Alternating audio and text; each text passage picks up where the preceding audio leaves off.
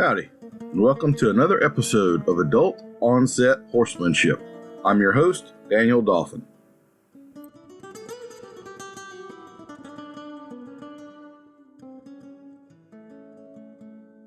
We're very privileged today to have an international guest. Mr. Denis Stefan is born and resides in Romania. He has been an actor for more than 20 years. He started out on a Romanian drama series in 2001, but got his big break in The Comeback of Pacala, a comedy about a much-loved Romanian character who's like a hillbilly prankster, Robin Hood type. And knowing Dennis, I could absolutely see him playing a role like that. He was introduced in that movie to horses and stunt riding, and his life has never been the same since. He has only grown and learned from there. In the U.S., he has been Andy Garcia's stunt double and was even killed by Kevin Costner in the Hatfields and the McCoys. He's been sponsored by Dennis Moreland with his horsemanship practices, and he is the horseback archery representative in Romania for Kassai and much more. Dennis, how are you doing today? Hi, very nice to see you. It's a privilege to be invited by you because I like you already knew and know. I respect you very much because you are doing such a wonderful job and showing people all these horsemanship tips. And I saw your videos and we connect right away on the Facebook, and that's how we met. And we exchange ideas and stuff. So that's why I'm glad, because we are on the same path regarding training horses and stuff. And I'm really happy that you had invited me to do this podcast. Well, the same. I'm tickled to have you here. Getting to know you over the years. You seem like a really cool guy, and he was even gracious enough. I offered to do the podcast in Romanian, but he said, no, my English is probably better than your Romanian. So, so very yeah. guy. This is something, yeah. Well, we always start out the podcast with the lightning round questions, and these are 4 points. So try to do your best, okay? What is your favorite way to relax? So I can say right now in a quiet place, because I have 2 kids, smoking a cigar and drink some whiskey or cognac. Okay. I have not had very much cognac, but I definitely like the cigar and whiskey thing. That's absolutely. What kind of whiskey do you like? Do y'all have Scotch there, or is it a different type? We have all kinds. We have from Jim Beam and Jack, and we have Scotland, single malts, whatever. I usually, if you want to know, I usually likes the Seven Island type single malts. Seven Island, Instraliska, Talisker, that kind of Lagavulin, this type of whiskeys. And I think they have something interesting. And I also like bourbon, but I'm really in doubt if Jack Daniels that they sell in Romania is really, in all the places, really original. So, Well, I have to say Lagavulin is absolutely my favorite whiskey that I have ever tried. I like the Isla Scotches, the smokier, the better. Although I have to say, like Ardbeg, have you had any of the Ardbegs? Yes. They're a little too much like kerosene for me. I start to enjoy them about the 3rd or 4th sip, but that first sip or 2 is a little rough every time, I was working with a Scots actor in 2015 in Bulgaria for History Channel, and he introduced me to to this type of whiskey, to Lagavulin and some others from the islands. And he was 70 years old then. He actually said that his wife doesn't like it. So it's like medicine. You drink some medicine. Yes, I drink some medicine. So this is from a really Scots guy. Yeah. Are you a morning or an evening person? Usually I'm an evening person, but depends from what perspective. So I'm more intellectually active in the evening, and I'm more physically active in the morning. So depends of the activity. I like to do sports or working horses or whatever in the morning till 4 o'clock in the afternoon, where it hits me, I want to sleep, or I want to work some artistical or to watch a movie, to read a book in the evening. Okay. What is your favorite color of horse? Well, this is an interesting question, no? What they say, there is no better color of horse, but if I want to choose, when I bought my first horse, I wanted to be white, because I like the white horses and Andalusians and whatever. From the movies, you saw all the majestic horses that are white. And one of my friends who were stuntman, he said, if you buy the white horse, you will stay all day instead of training, just cleaning. So don't do this. So I bought a brown one. So how you called in American? I think bay. Bay. Yeah, the horse I see. Dark bay. Dark bay. Dark yes, bay. Yeah. So both of my horses, they are dark bay. So I asked that a little differently of you than most people. Usually I say bay or sorrel, but I know in some European countries what they refer to as sorrel is different than what we refer to as sorrel in the U.S. So mine are dark brown, let's say dark brown. Yeah. So okay. Does pineapple belong on pizza? No. That's an easy one. Do you have a pet peeve? And I don't know if that translates or not, but that's sort of something that annoys you that you just can't tolerate whenever you see this over and over and over. It just bothers you. Oh, I don't know. It's like it because we are on this team of horses. I will think something like something when I see a very good horse and some very bad rider or bad trainer doing the same thing again with that horse and expecting different results, Yeah. The theory of stupidity, that annoys me because you pay a lot of money for that horse.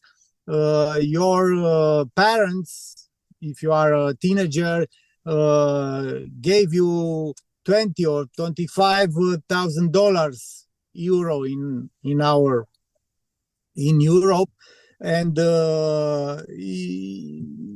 and you just make fun of this horse because or your trainer doesn't know how to put you in the position to appreciate the value of this horse, So that's why I didn't sold my horses, even if I really did, and sometimes still do financial problems, and I didn't sold my horses because I could not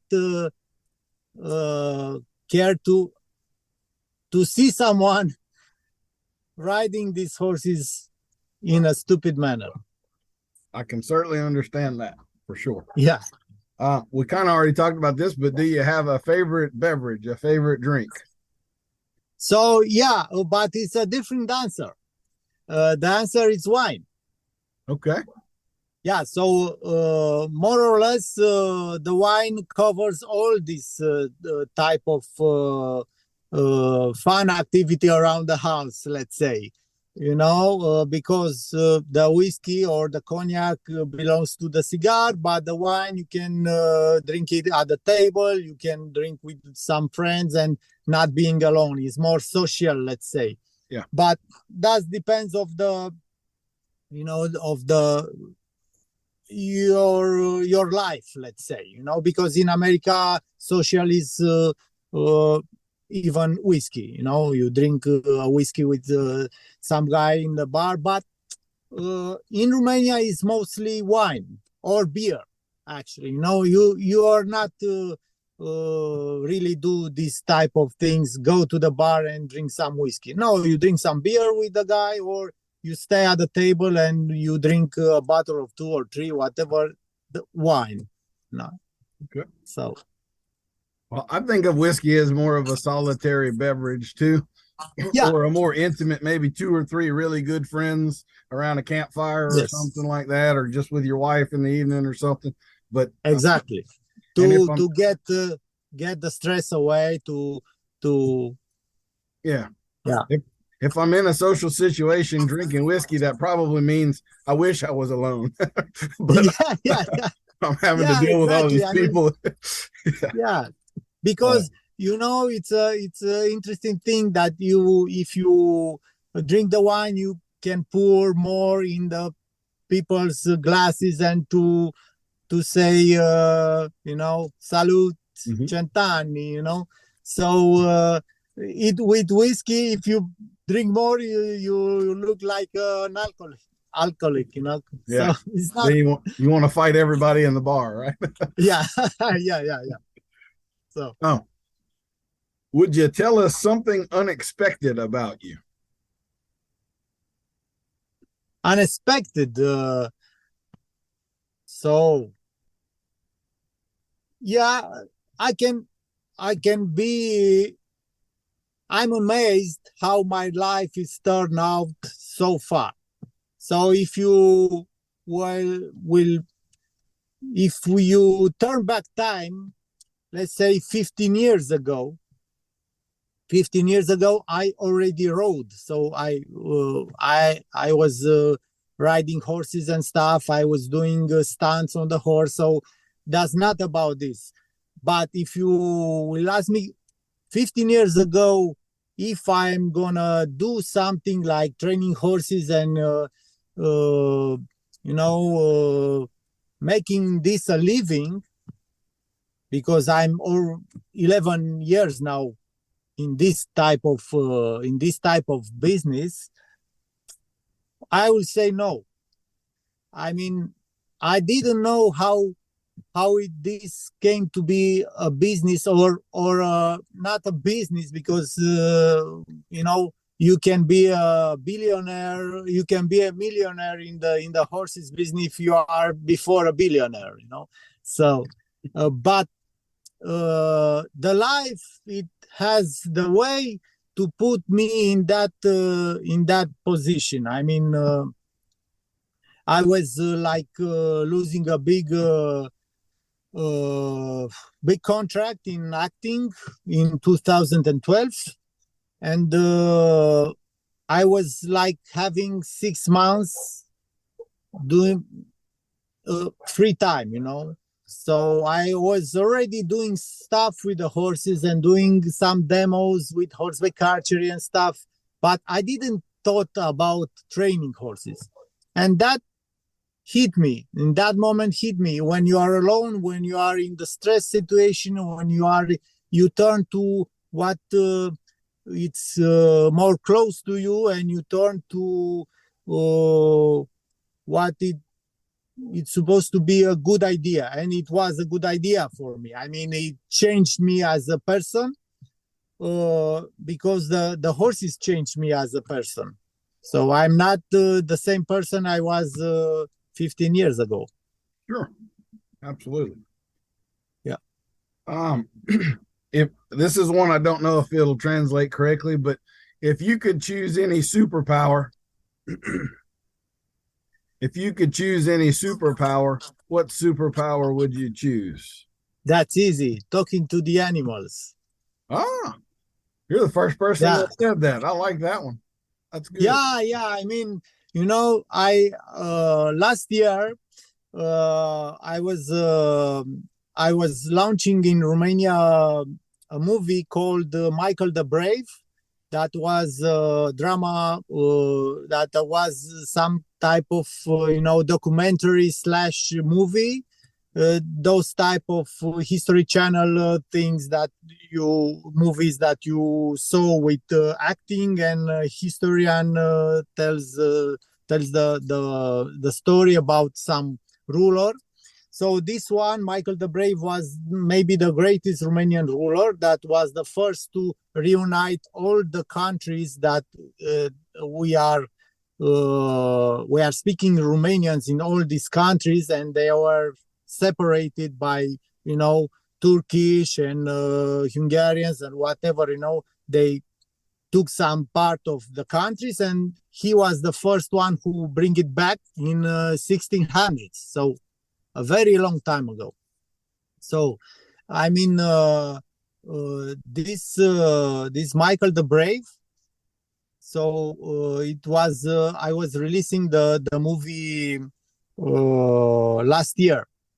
So it's interesting because he actually had some historians telling about his life, that he had two, I don't know how you say in English, not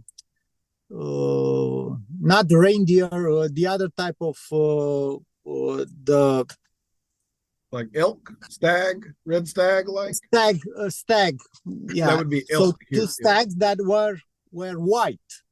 So the stags were white, and it was a genetically impossibility, to have two white stags. So the stags were behaving like dogs and stayed at his tent, and he will use them to fight with them in the battle.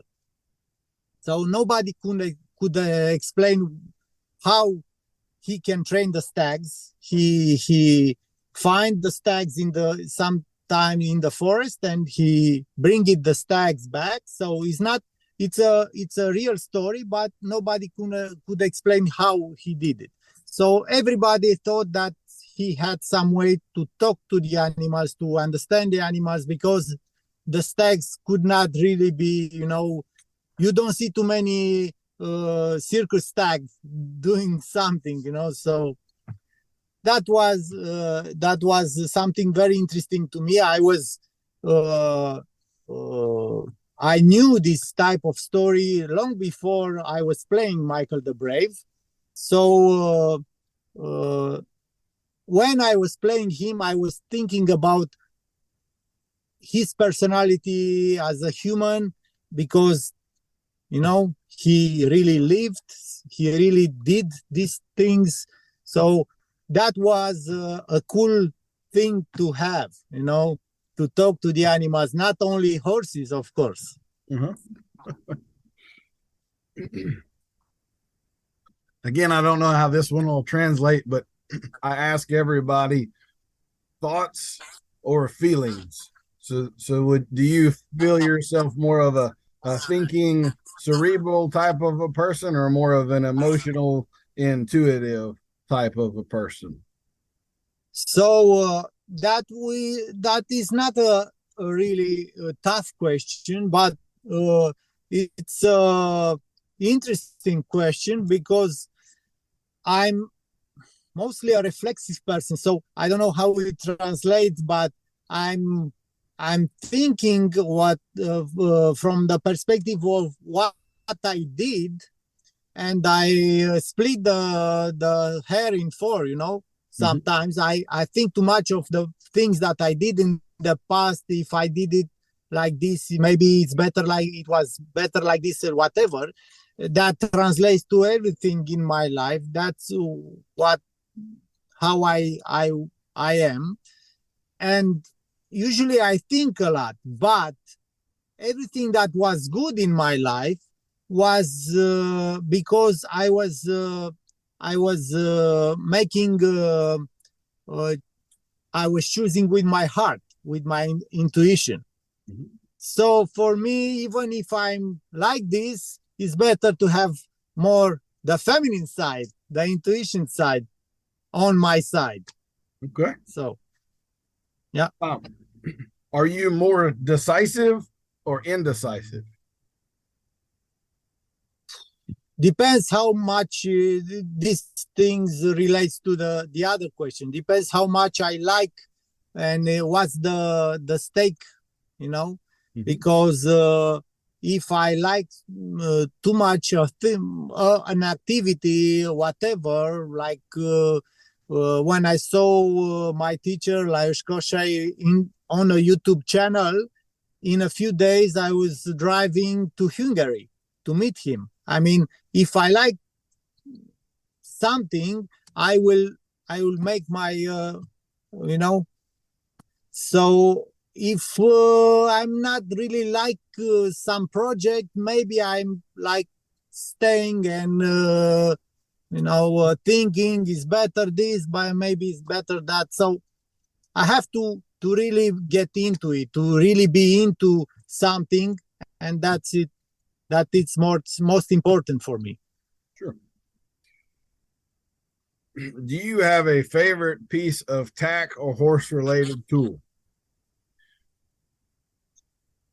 Well, from the perspective of movies and from the perspective of training different horses, I have to say the Pelham is the most, let's say, has the most advantages. Okay. Because you can use it, as you know, on the young horses like a snaffle. You can use it on the older horses or more trainable horses in next level in the curb bit, let's say. And it's a very useful tool in the movies, because in the movies the expectations of the director changes from one place to the other and 1 minute to the other, and sometimes you have to change horses, and sometimes you have to and sometimes you cannot change the beat. So if you have the Pelham, you can put the reins up or down and change the horse. Absolutely. So this I think is my favorite tool. But my favorite American tool, let's say, and that tool influenced me the most regarding natural horsemanship and the California way and everything that I experimented from 2012, 2011, actually. It's the Bosal. So the Bosal is not so used in Romania. I'm let's say one of the few people who use it or know how to use it in order to do the things that it was supposed to do. So, but I like this type of tool. I mean, I think it's more romantic in a way and more traditional in a way, and of course you cannot use it for all the stuff that I do. So but it remains one of my favorites, let's say, from American perspective. Sure. It's a very, very useful tool for sure. I can't disagree with you there.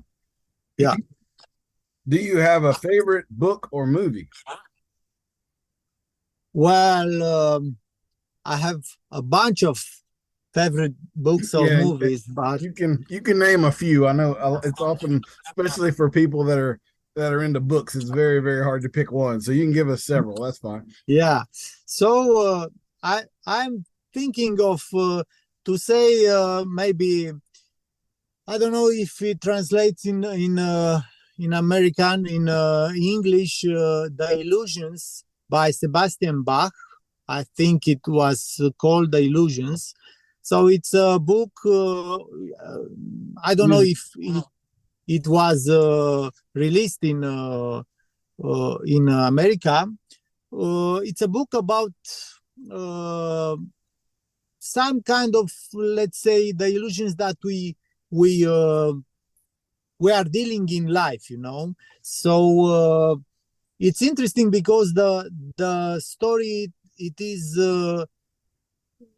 is happening in America. It's on the fields that some pilots rent their plane to you know, to entertain kids, you know, in the rural America, you know. Yeah. Arkansas, whatever. We call them, I don't know. Yeah, we call them barnstormers. Yeah. So you know what. So on short, the book it's about Jesus Christ. So or a guy that he said, I'm Jesus Christ, and another pilot that tells the story of this pilot who said he was Jesus Christ, and all the things that happen, you know, like you know, interesting things and revelations for the second guy, you know, for the regular pilot. And he had a book all the time, and he said, okay, I give you this book, and every time you open the book, you'll find the answer, the right answer. And he was, you know, all the time have a conundrum and open the book and did find something like in Buddha quotes or whatever, you know. But at the last time, after the pilot who said he was Jesus Christ died because he was shot by a, you know, maniac or whatever, you know, in religious maniac or whatever. So he opened the book and it says like something like everything it's an illusion. Everything that you experience by now. So it's a very interesting book, and I will not tell you how it ends. It doesn't end like this. It ends with something else. So it says a lot about you know, like the Bible says, that everything in the end doesn't count that much, but love, you know, because you are dust. So this is one of this is one of my favorite books, and a long time ago, and one of my recent books that I read, it was Matthew McConaughey, Green Lights. So that is, I understood, a bestseller in United States now. I'm sure it is. Yes. Yeah. So this is interesting because how the actor, Texan actor, tells about his life, and it's interesting even if you are not an actor. You know, it's like a motivational book or something. Yeah. He's definitely made an interesting life, so for sure. So yeah. Let me ask you this: the movie is for what I'm. I was growing up with the movies like you know, from the Robert De Niro type movies, Al Pacino type movies, so The Godfather and all these type movies. So I can say I can relate mostly of this type of the movies, and to name one, maybe Godfather 1 and 2, and maybe Scent of a Woman. Okay. So they had, yeah, all good choices. So, yeah, I like that one. Al Pacino is not the kind of guy you would want to be the father of a girl you were trying to date, right? I mean, that's not the dad you want to have to deal with. The father-in-law. Yeah, yeah. Yeah. Oh, Oh, yeah, maybe. Yeah, I don't know. let me So ask you this: when you said Sebastian Bach, I was thinking of the composer. So is no, that a relatively common name in Europe? Is that like a John Smith here in the United I States? don't know. I don't know. From what I remember, this is the name of the writer. Mm-hmm. So this is the name of the writer. I know what you're saying. It is a composer too, but I think it's maybe it is not the real name. I don't know if the real name of the writer is this, but from what I knew, it said Sebastian Bach or John Sebastian Bach. I don't know. Yeah. But of course, if somebody wants to read it, they can find it on Google for sure, because it is like I was reading this 30 years ago. So I'm in going to look for it. 94, 95. So it should be in that time. Yeah.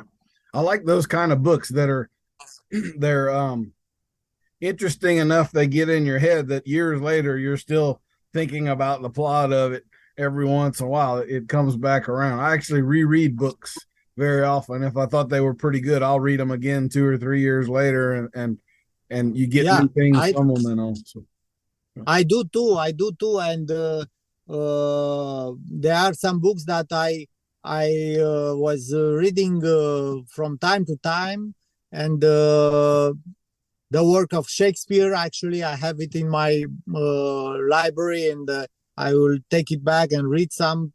Like some people read Bible and stuff. I mean, you can find in really good books. You can find things that you can relate to in that time of what the life is like a river. So absolutely. Sometimes you are on the same shore, so. Sweet, salty, or spicy? What's your food preference? Spicy. All right. But not Indian food. Spicy, but not Indian food. More be your food, like your thing. I saw some of the recipes that you put on the Facebook. I like to cook quite a bit. So more like this food. Yeah.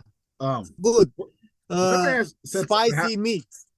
Since I have a Romanian, what type of food is Romanian food? What would be some typical dishes that y'all would eat? So if we're gonna think about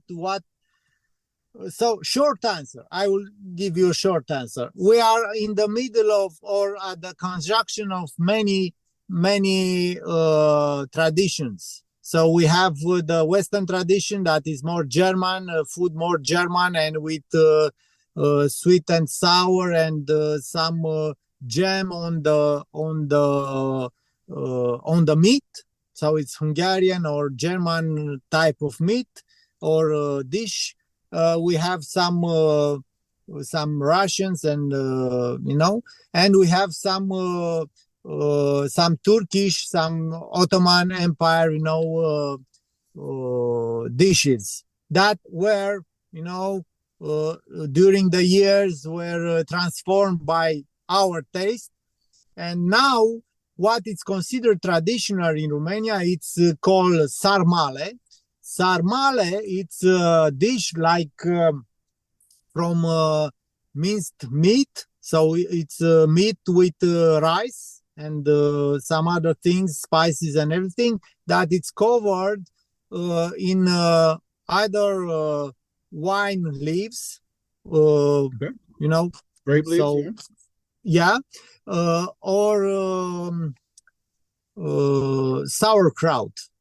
Sauerkraut leaves. Mm-hmm. So depends of the place. Mostly sauerkraut leaves.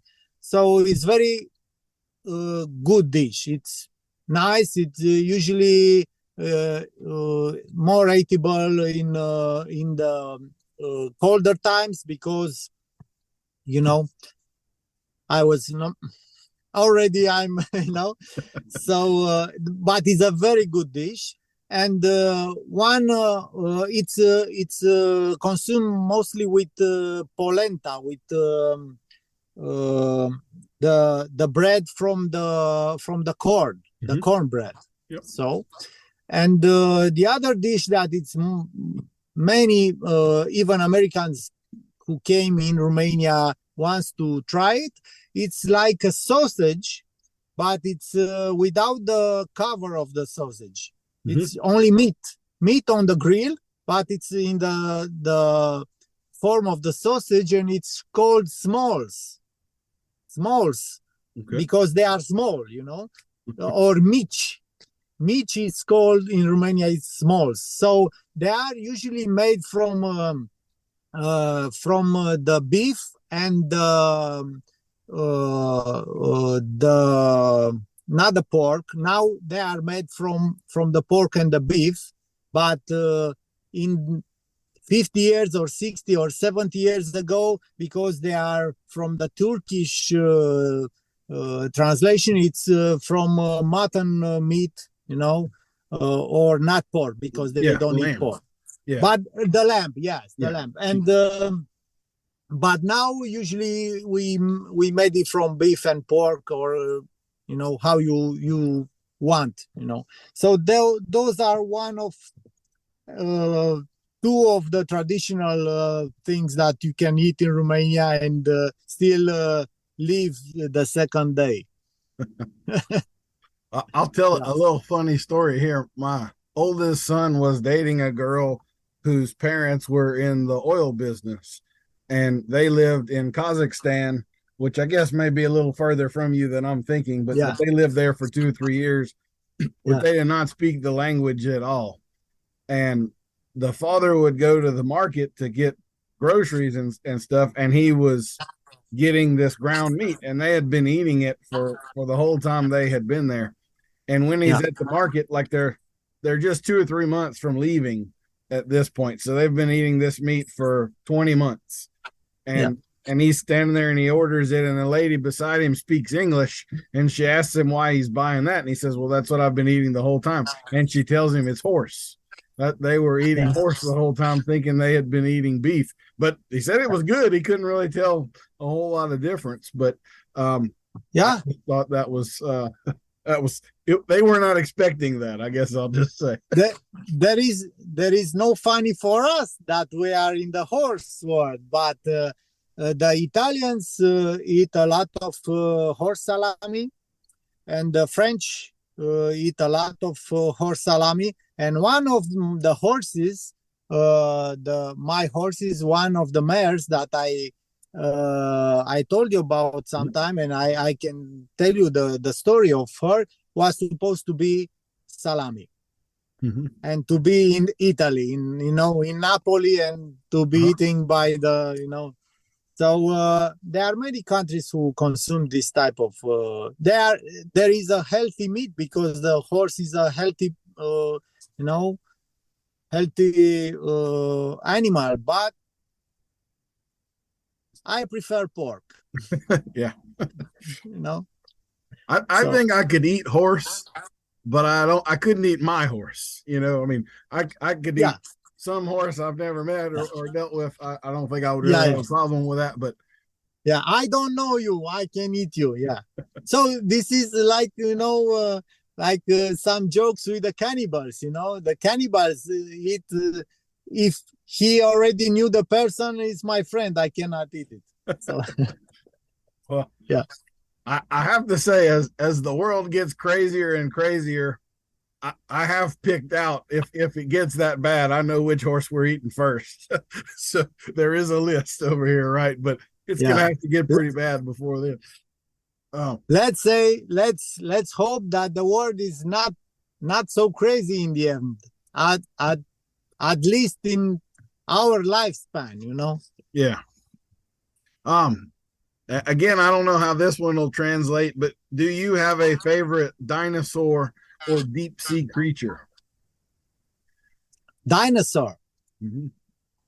Uh, Once you get to be I an don't. adult, nobody asks you what your favorite dinosaur is anymore. Yeah, yeah. That's just tragic. That is the weirdest question I got from a long time, you know.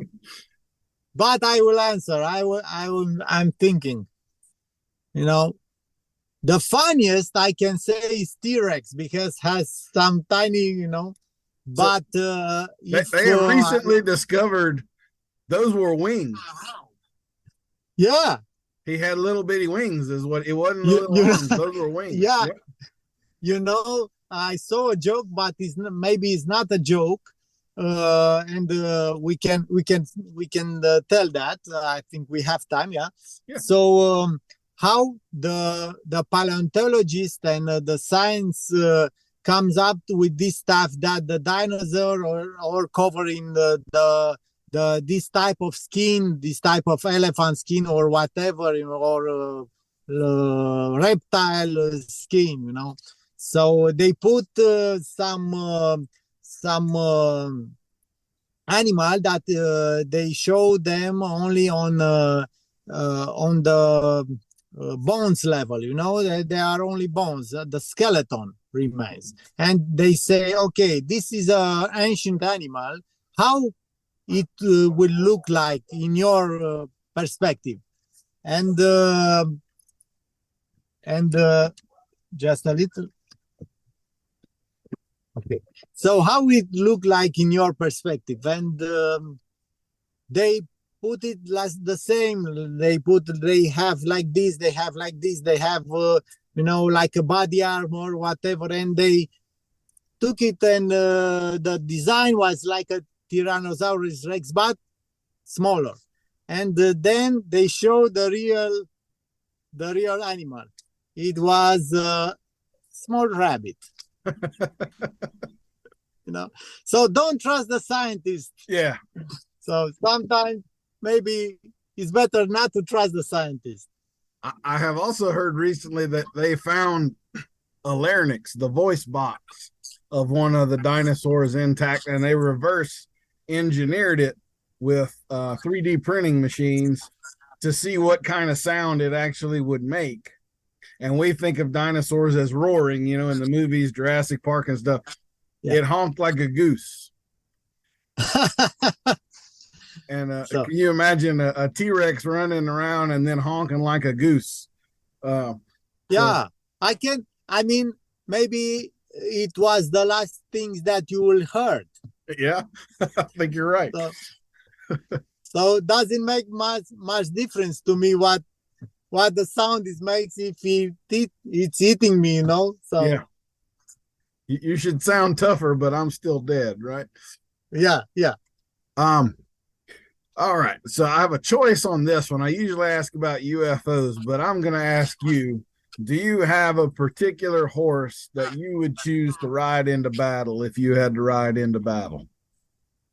So I believe there are UFOs. Okay. So this is about my 30th interview. That's about half and half. About half of the people believe they've had a UFO, including me. I have seen something that I certainly cannot explain in the sky. Now, whether it was aliens, I don't know. But anyway. Well, I did seen when I was pretty. I mean, I was a boy, and I did see something that was interesting, but I don't know if it was a UFO or it was just you know, like cosmic sign or whatever. I mean, there are a lot of unexplained things that happen, and I don't think they are necessarily related to alien beings or something. I mean, from my perspective, if I'm gonna quote one of the wise men, that it's Omran Michael Ivanhoe. It's a Bulgarian scholar that lived till 1986, and it was he was living in France most of the time, and he was he has some books that it was they are very interesting. I don't know if they are published in America. Maybe I don't know. Maybe they are not published because of he had some white fraternity, universal white fraternity method, and maybe that things will not translate good because of the white and the fraternity, whatever, the problems with the racial stuff. But he doesn't mean that. He means that the white is the sum of all the colors and everything, and it's so esoterical type of doesn't relate to the race or whatever.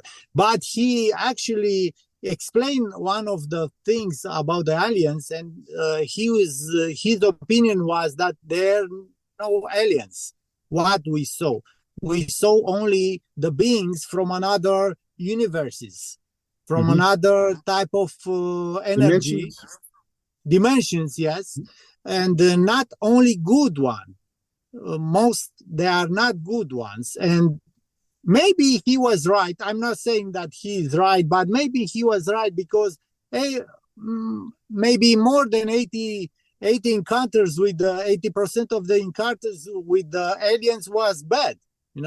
You don't hear too much of the people say, "Oh, I met an alien and he gave me a whiskey." Yeah. All the time, abduction, something, radiation, whatever. So maybe he was on to something, because his idea was that we are on the planet, and our souls, they are like, this planet is some kind of purgatorium, or how you can say, to be more funny, it's like a prison with low maintenance, so for not so dangerous person now, so but it's still a prison for these souls that are not high enough to be in the better planets.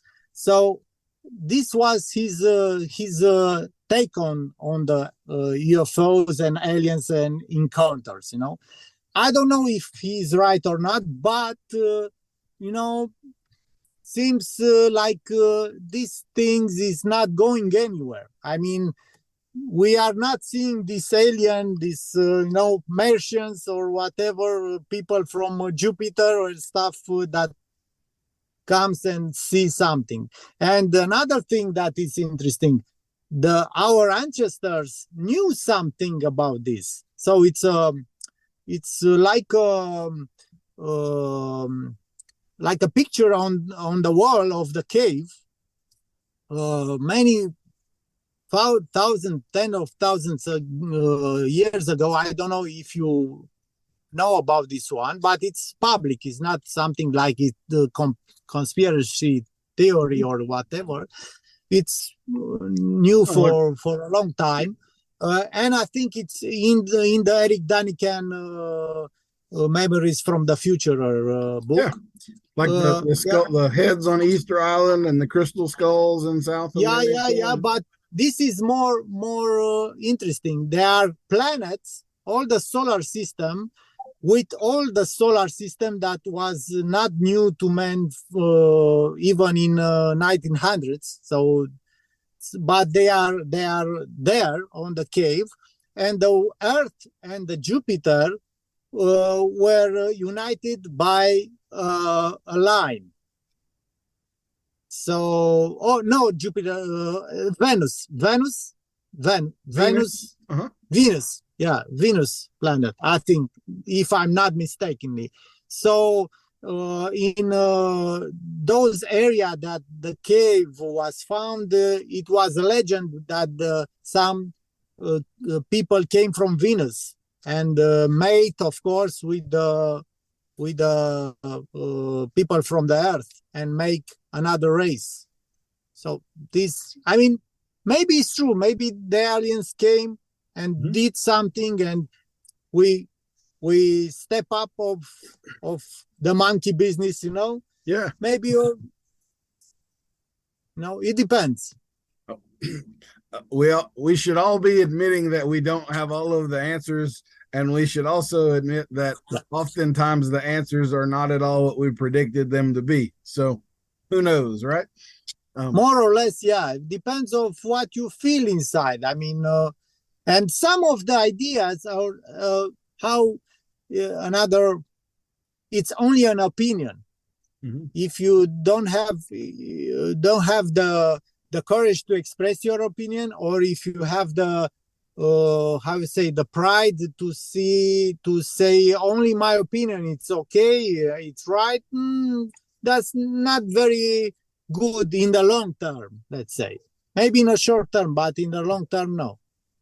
Well, that's my last question on the short answer questions, and I can tell you without a doubt that's the most interesting feedback I've had on the short answer questions. So the ongoing joke is everybody that does them gets the new high score, and then I award them either an awkward silence or a genuine compliment. But you legitimately would have the highest score. That was a great fun.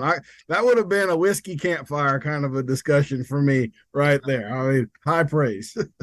So would you like an awkward silence or a genuine compliment? A genuine compliment, of course. Okay. Well, I would say that, and I'm going to kind of envelop Europeans in this in general, because you share common characteristics, but all of the European friends that I have, including you, I find that y'all are brilliant. The level of critical thinking that it seems to me the average person there has definitely exceeds the level of critical thinking that the average American that I deal with has. And I can't comprehend how you can have this level of conversation in a language that's not your own. I speak a little Spanish and a little French and stuff, but there's no way I could have a conversation like this in either one of those languages. So the ability of y'all to do that is just absolutely paramount. And I really have to say, kind of it's almost a tribalist thought, but just from the start of meeting you, I don't know if it's an energy thing, but like we just kind of connected and got along immediately. You have other people that you meet, and as soon as you meet them, within 5 seconds, you want to punch them in the face. You know, it's an oil and water kind of a thing. But you and I, you know, I thought you were a cool cat right from the start. So I do appreciate you doing the podcast, and I'm enjoying the conversation that we're having tremendously. Maybe one day we'll get to have a Lagavulin together and a cigar around a fire or something. So.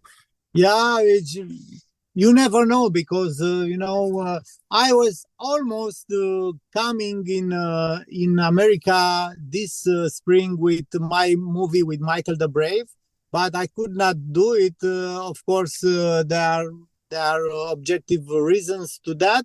But the movie even came with some with my colleague, one of the actress who plays my mother in the movie, and he did that. He did have lunch in Los Angeles, so I almost got there. So maybe sometimes I will absolutely get there. And it's interesting that you say that about the English and about the conversation. So I think it is a reason for that. So it is a reason because it's what you desire, what you find it mostly, important. So the English is pretty easy comparing to the other languages. So maybe it's more melodical than the other languages. I was supposed to do some for my movies, my TV movies. I was supposed to do some, promotion in other languages because they were sold in some other parts of Europe. And I was supposed to do a phrase, more, less or less, whatever, but a phrase, few sentences in that languages. And some of the languages, I could not do it. I could not do it in Bulgarian. I could not do it in a type of Turkish or whatever. it's very hard in Czech language. It's very hard in Ukrainian language, Slavic language. For me, it's very hard to learn. So English is very easy to talk, to learn. To my daughter, my older daughter, learned English only from YouTube, and learn how to write and to read and to write alone, and to talk. She talks better than me with an accent and everything. so it's easy. That's why. Okay.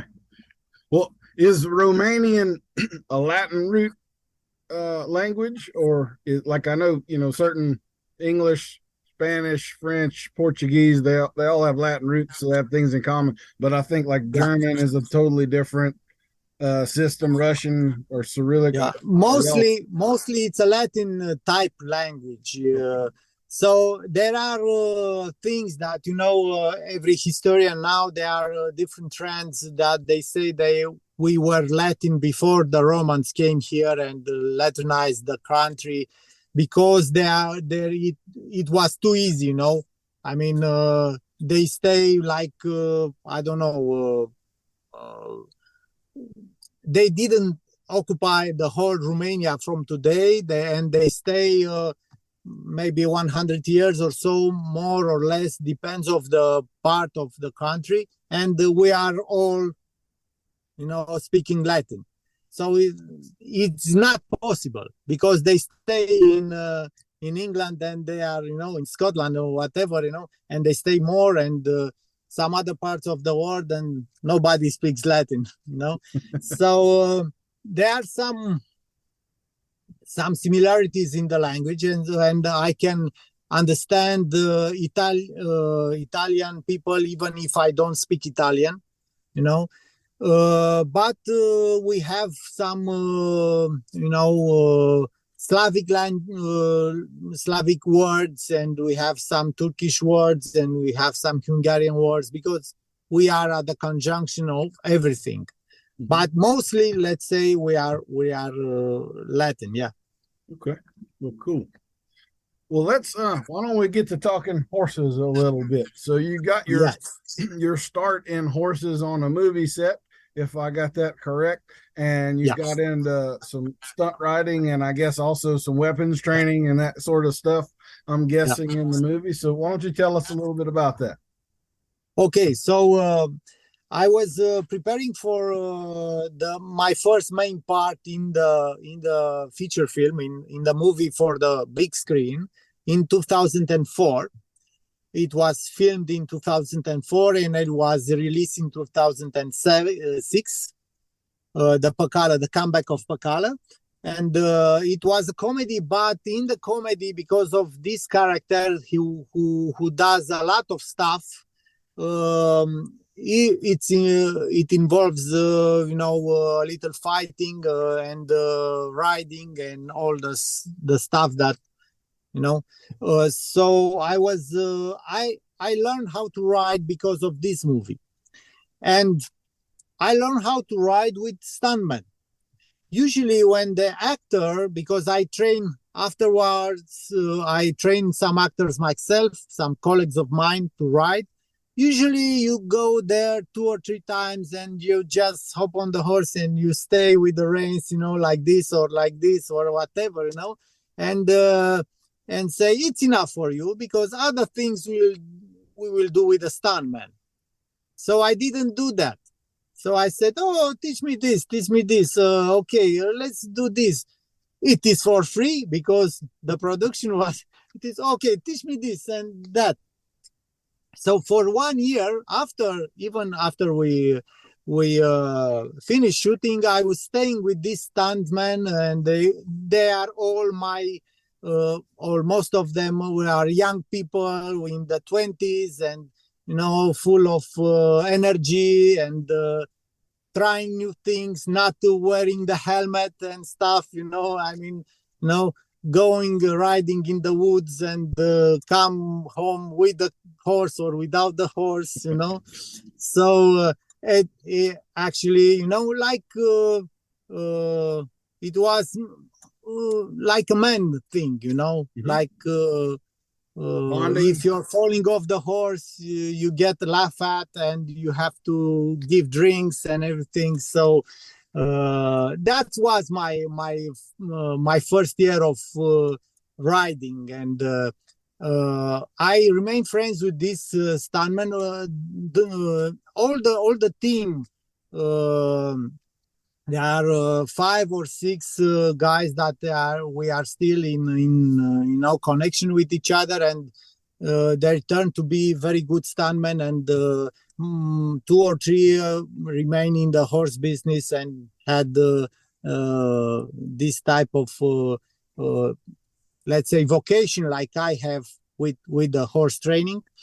So that was my first step in the horses business, and I saw that I can do more. So, for example, trick riding stuff, I was having 2 months free time between the projects, and usually in the summer. And I was talking to one of the stuntmen, and I said, "You have a trick riding saddle? Teach me how to trick ride. Maybe I will need in some of the movies," which I did. And it's true that sometimes your luck, it's you're doing your luck, you're making your luck. Yep. Because after I began how to trick ride on the horse, I can put this in some movie, and I said, okay, I can do this. And the director said, "You do this? You're not a stuntman." "No, I do this. I can do that and that," and so I think you have to search and to be as good as you can be and learn things when there is opportunity, because there are years, there are times that you will not be able to do this stuff. Maybe last year I can do trick riding. I don't know if 2 years from now I will be able to do. Maybe my back will hurt or whatever, but I know how to do it. I did it. It's like a memory. It's like from the list, from the bucket list, I did something like that. Absolutely. Yeah. Well, women love scars too, right? So I mean, what have you got to lose? Yes, of course. Yeah. And I'm thinking like this: if I'm training horses and if I'm riding, I try to have all the skills that a rider can have if I'm athletically able to do it. So I was doing jumping with a horse. I was doing dressage. I was doing in the last years, I was doing this type of Western dressage. I was doing classical dressage. I was doing all this type of liberty work or natural horsemanship or whatever. I mean, I put my hands in everything that I can experiment and I can do with my mind or athletically. And I also with the weapons, as you said. So I began with the sword, of course, because every actor has some part that he needs to use the sword on foot and on the horse. And I actually did use the real swords on the horses. That's a funny story if you want to hear it. My first horse, he was just started. He was 4 years old. We usually start here the horses at around 4 years. We are not starting like quarter horses at 2. So the sport horses are longer in the feet, so it needs to to be 3.5, 4. But so I was starting for 3 months this horse, and I was going with him in a battle, in a movie battle already. So he was very young, and I was very, keen on doing stuff and showing people what I can do. So I was having a real big sword, a cavalry sword, a real one from the 1900s that I still have. So it was blunt, of course. We don't use Sharp. Sharp, because everything in the movie must be security related. But even with a blunt one, you can get hit, and it's not a good thing. So one time I was going galloping with a horse and slashing some watermelons. It was a contest in the movie because I was playing a cavalry officer. So because I was keen in doing something perfect, I slashed one time when I passed by it, and I wanted to slash in the back with a sword from the front to the back, and I accidentally hit my horse, not like this, and he thought that I was doing this with a crop, and he wants to go farther and faster. He was a very fast horse. I mean, he was like fast that goes to the front of the horses, look for 2 seconds in the eye of the other horse, and goes, like a motorcycle. And I didn't do anything to them, to him. That was this kind of horse. So when he felt that sword on his back, on his flank, he go like a rabbit in the I was in the manege, because we are filming in the manege, of course, in the wall of the manege. And when I saw the wall, like approaching, and all my life was passing between through my eyes, I was doing like this, because you have to put the head down and the shoulder up. And I was doing the tsukahara, the gymnastic. Yeah.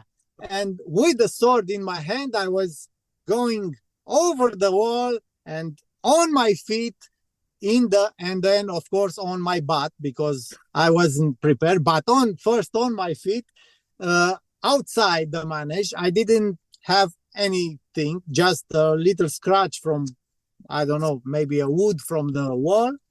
The horse, it's fine. I was fine.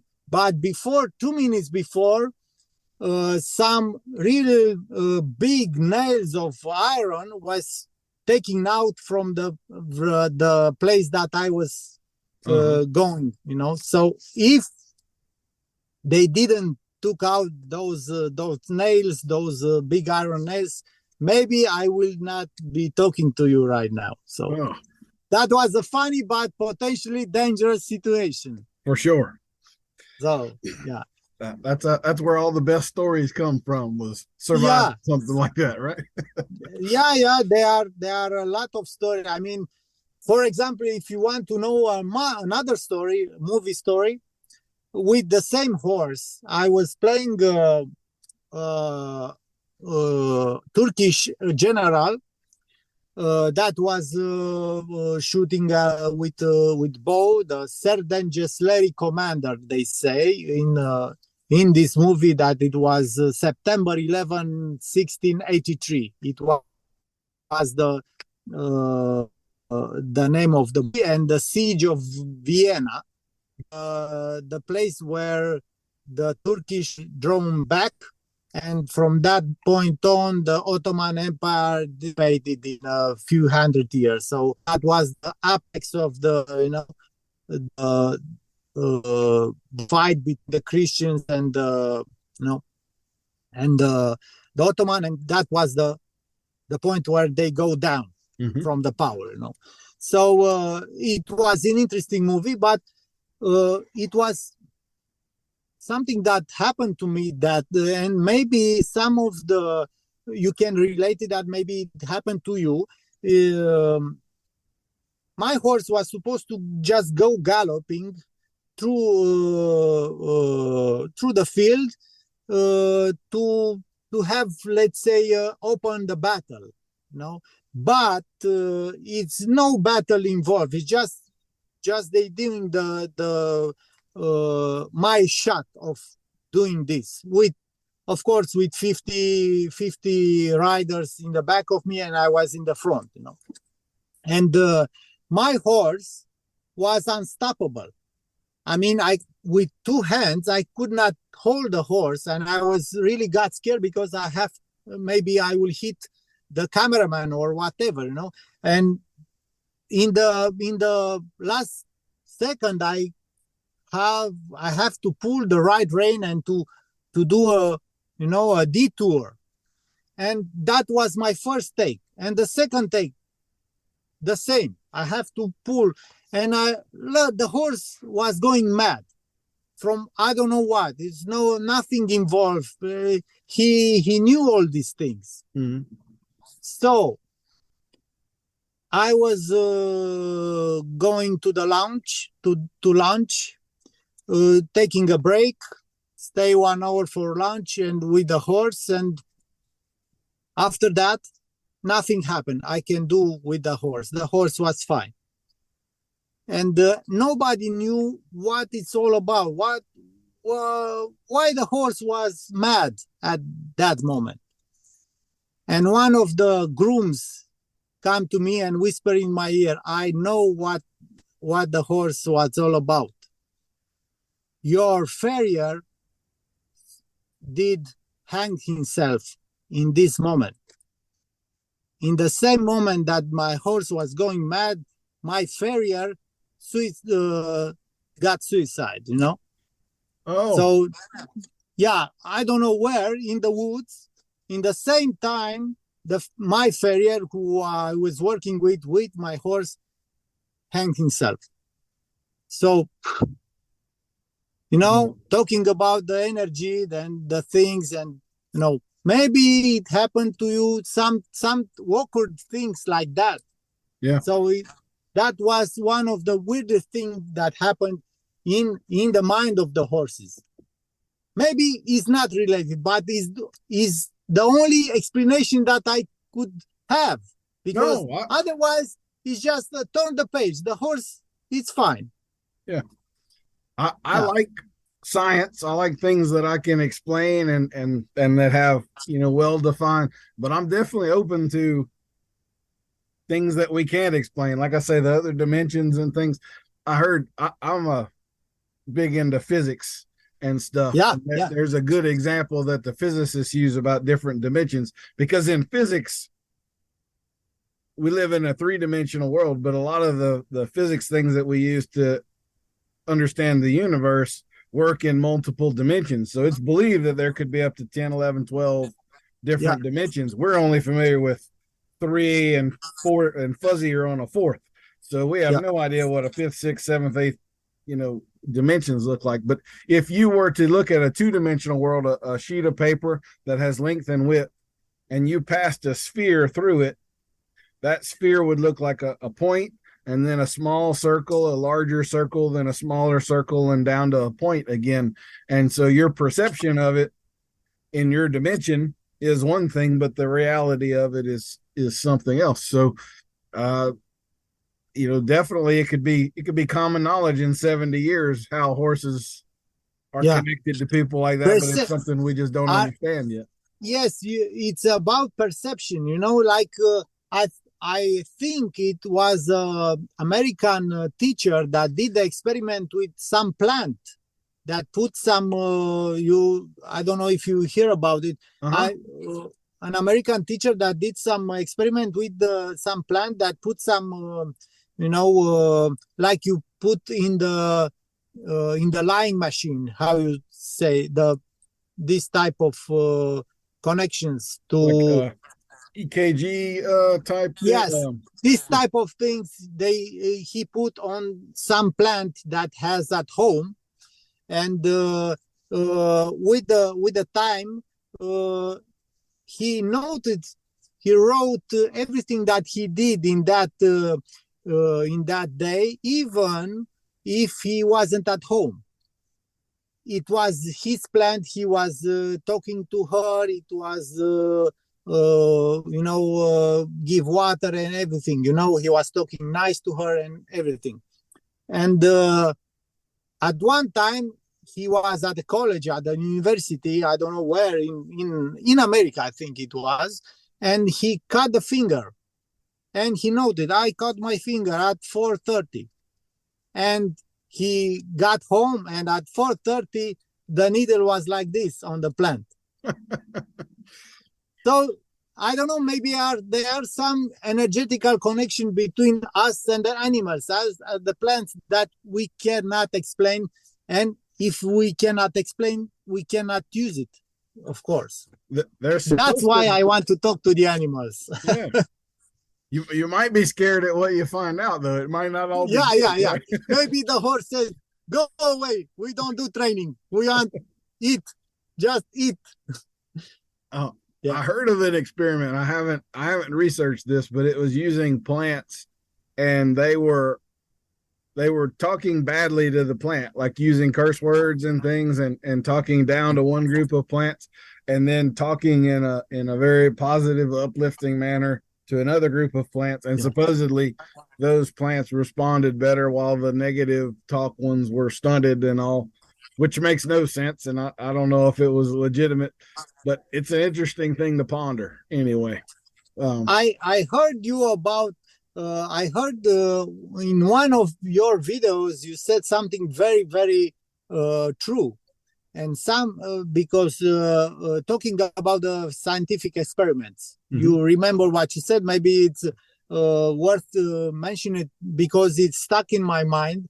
And you said something like some of the experiments are so keen in doing or taking a conclusion that you set aside everything else. And of course, you come to this conclusion. Yeah. I mean, you have to have, to have a very, very smart guy who does the experiment. And of course, somebody who's paying the experiment not to be involved in the outcome, Yeah. There's a famous European primatologist, I think he's Dutch, named Frans de Waal. And that's one of the things that he talks about, is that a lot of researchers, especially in the animal fields, are doing research on animals that they don't understand. And thus they make mistakes that the people that understand the animal would look at the experiment and go, well, that doesn't make any sense. Why did you do it like that? And it's only because they don't understand the animal. But there is kind of a flip side to that, because those of us that understand the animal, we have that perception, that bias. And the people that don't come with a fresh, a blank slate, they don't have any bias, and so they may wind up discovering things that we would have assumed to never look at. Yes. So there's kind of a flip side. Two flip side to the coin, of course. Yeah. But you have to know little about the psychology and the behavior of this animal to have let's say, to have a voice in this. For example, I was talking to some of the they don't keep animals in the circus anymore. Mostly, the wild ones and everything disappear and everything. I will not discuss that because that's another matter. But about the horses, they wanted in Romania to ban the horses in circus. And I was discussing to some guy who wants that, and he was from the welfare of some how to say, not company, some volunteer. Yeah. So not like PETA or whatever, but close. Yeah. So he said, I saw something very bad in circus. What you saw? I saw some horses who were standing in two legs, and they obviously didn't like it. And I saw, I talked to him and said, you don't know about horses. this is the sexual response, the easiest trick to have on the horse, especially on the stallion. So I don't think he didn't like it. I think he was preparing for it, This is the easiest and the stupidest thing to do on an animal if you are not trained professional. So he could not comprehend why the horse were rearing in two legs, and he's thinking that is a bad thing for the horse. No, they are bad things for the horse, but not this. Mm-hmm. So we have to be aware of how people perceive this type of behavior in the animal. You have to know the animal and to know what is the behavior, the real behavior of the animal. Yeah. Otherwise, you're not, and I saw something else on the YouTube with some dog who was supposedly crying. So the dog was like sneezing, but it's a dog trainer could tell you what is. So he was supposedly crying, but the dog wasn't crying. He's just doing something like this. It's like doing something else, definitely, Like the hiccups, and all the people said, "Oh, poor dog is crying." Oh, you don't know dogs. Yeah. So I have people send me videos and things like that all the time of cases of abuse, and sometimes sometimes it's hard to watch, but a lot of times what's happening there is not what they think is happening there. Do you remember the pentathlon in the Tokyo Olympics 2 or 3 years ago? I cannot say no. There was a lady in the women's pentathlon. One of the events that they do is yes, horse jumping in the stadium. Yes. And her horse, her horse was refusing to go over the jumps. And so she's kicking him and putting the crop to him. And her trainer reaches over the fence and just pops the horse on the butt about like that. And this I remember something. Yeah. And it became a worldwide controversy. I mean, people just absolutely lost their minds. And I was doing a different interview on pain in horses, and I thought of that incident, and I went back and I watched the video.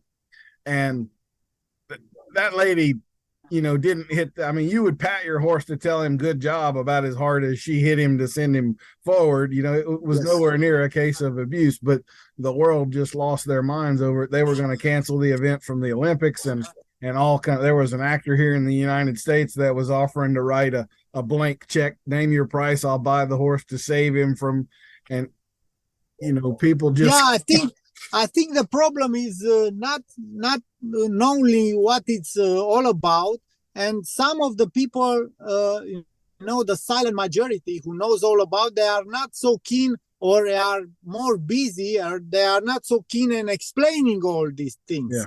And some schmuck comes along and say, "Oh, you're killing the horse," or whatever, and there are things that they are very bad for the horses. And I had horses came to me because my specialization is mostly in starting horses, restarting horses, and problem horses, because I don't do training for the competition, European competition, or jumping and dressage. I'm doing this for the shows, or I'm doing what I did 4 years in a row with my horse in Austria for ranch riding and that Western type training. So I'm not doing this in Romania for horses that are very, very, let's say, very, very have a high price. Mostly the horses that came to me have normal price, or people bought to save them or whatever, So you can learn a lot from these horses, but you will find most peculiar things with the behavior of this type of horses, because they've been to some hands that, So one of the most most dangerous horse that I had. It was a mare that had no mother, and the people were milk feeding the mare all the time. By the time she was 3 years old, and she was 3 years old, and she was kicking with the butt, kicking with the front leg, and biting you. So I have to put the lasso on, the lariat on, to take the leg and to restrict her, to be able to put the halter on. So it was very bad. But this, because of real abuse of the people. This is abuse. This is from my perspective. Mm-hmm. And I tell you why. You know why, but I will tell you what happened to this horse. So that's why. So I told the owner, so if you don't give education to this horse will go bad, and that bad that it will go to the slaughterhouse, or to someone who will beat her every day, and it will be a very, very bad life for this horse. So the horse stays 6 months with me. She was roadable. You can go to the forest to road her to. No, she was almost a normal horse. And by the time she was going to another trainer, because of course things, they have to adopt her. They had no money to pay the training anymore, so the horse left. So I was saying to the owner, you have to be very careful who will give the education to this horse. And that happened. The horse returned to the habits, more of and now I think she is in the shelter house. She didn't go to the slaughterhouse, hopefully. But she's in the shelter house, and she don't do anything. She don't give anything to society anymore. She just spends, and because they didn't want to teach her from the day one, So there are thousands of stories like this. Have you ever used like a donkey with a horse like that? Are you familiar with what I'm talking about? Yeah. The half donkey, half horse. No. So you take a donkey and you put a big collar around the donkey's neck, and you tie the horse's halter to the donkey. And then the donkey will teach the horse manners. Yeah. Things that the mother was supposed to do but didn't. And the donkey is so stubborn, it's going to win. And if you have a really, really bad one, like I had heard of a tale of a halter horse stallion here in the United States. So they look like bodybuilders. They're massive. Yeah. That got to be dangerous. So all they did was they put 2 donkeys on him. And even though he could beat one donkey, he couldn't beat 2. So he drinks when the donkeys want to drink. He eats when the donkeys want to eat.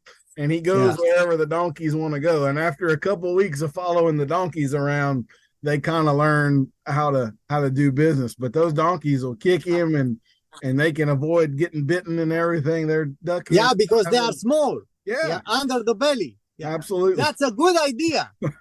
Let that donkey do the work for you. I think the price of the donkeys in Romania will rise, will skyrocket after this. So I have it's a good idea.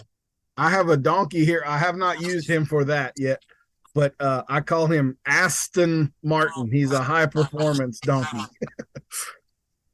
So. Yeah, it's a very good idea.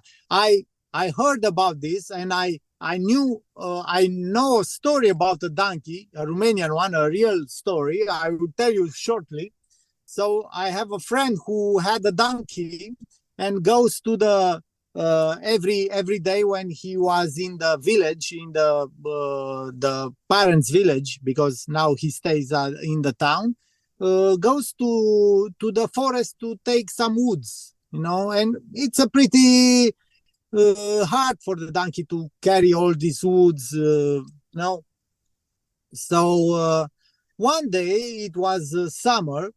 One day he goes with the donkey to gather some woods, and it was like 9 o'clock in the morning, whatever, and the donkey just stopped at the end of the village when it was the path to the forest. Just stopped. And of course, he's not a training, he's not a horse trainer.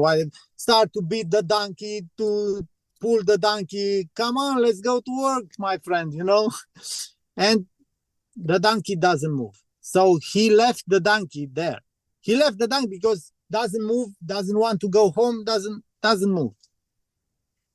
He left the donkey in the summertime, in the dust because it was no pavement, it just dust, the earth, the path, it's full of dust. And he goes in when the sun is setting. Maybe the donkey is there. Who knew, The donkey was there. He stayed the whole day without just moving the feet. There is no the hoof mark. There is no hoof mark of the different. Just stays there. Uh-huh. Nothing, not moving the foot, not doing nothing. No, it's like a stone. And the sun was setting, and every time the sun is setting, you go back at the house from the forest or whatever, and you go home, of course. And he took the halter of the donkey, and the donkey comes home like nothing happened. He knew the sun is setting. It's time to go home. No more. So the donkey is smart. Absolutely. Yeah. Ray Hunt had a saying that donkeys and mules are just like horses, only more so. And yeah. I think there's a lot to that. They just have sort of the same characteristics, but more deeply. So horses are easier to get along with. Yeah, I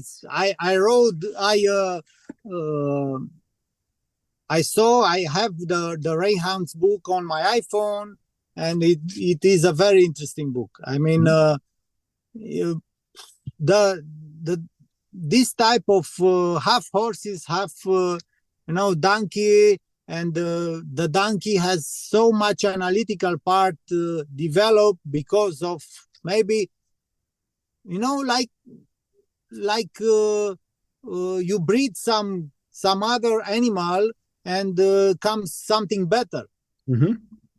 Like American horses. So, the story with the 15 horses left by Cortez in America, and from 15 horses just pile up and becomes 1 million horses in the Americas. Mm-hmm. So, because of the inbreeding or because of this type of, the breeding without people intervening, you had the Mustang. Yep. Which is, it is a very interesting type of horse. Absolutely. So sometimes if people don't intervene, it's better. Yeah, absolutely.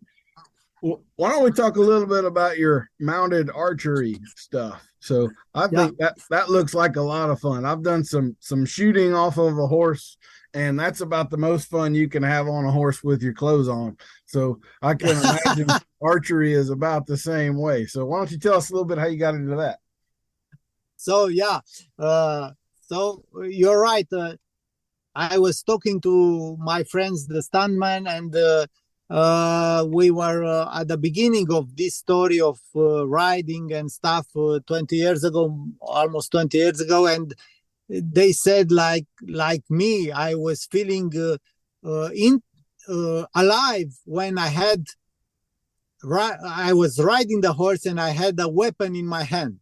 Maybe it is from ancestral times. I don't know. It's something that it's in our genetics as a human or whatever. But I was feeling, and I was riding better, you know. So how I get into that is very interesting because of what I felt. I was looking for learning. Okay. Sorry. That's all right. I figured your phone died or something. Okay. No. Somebody called and I could not, I don't know. Okay. I could not.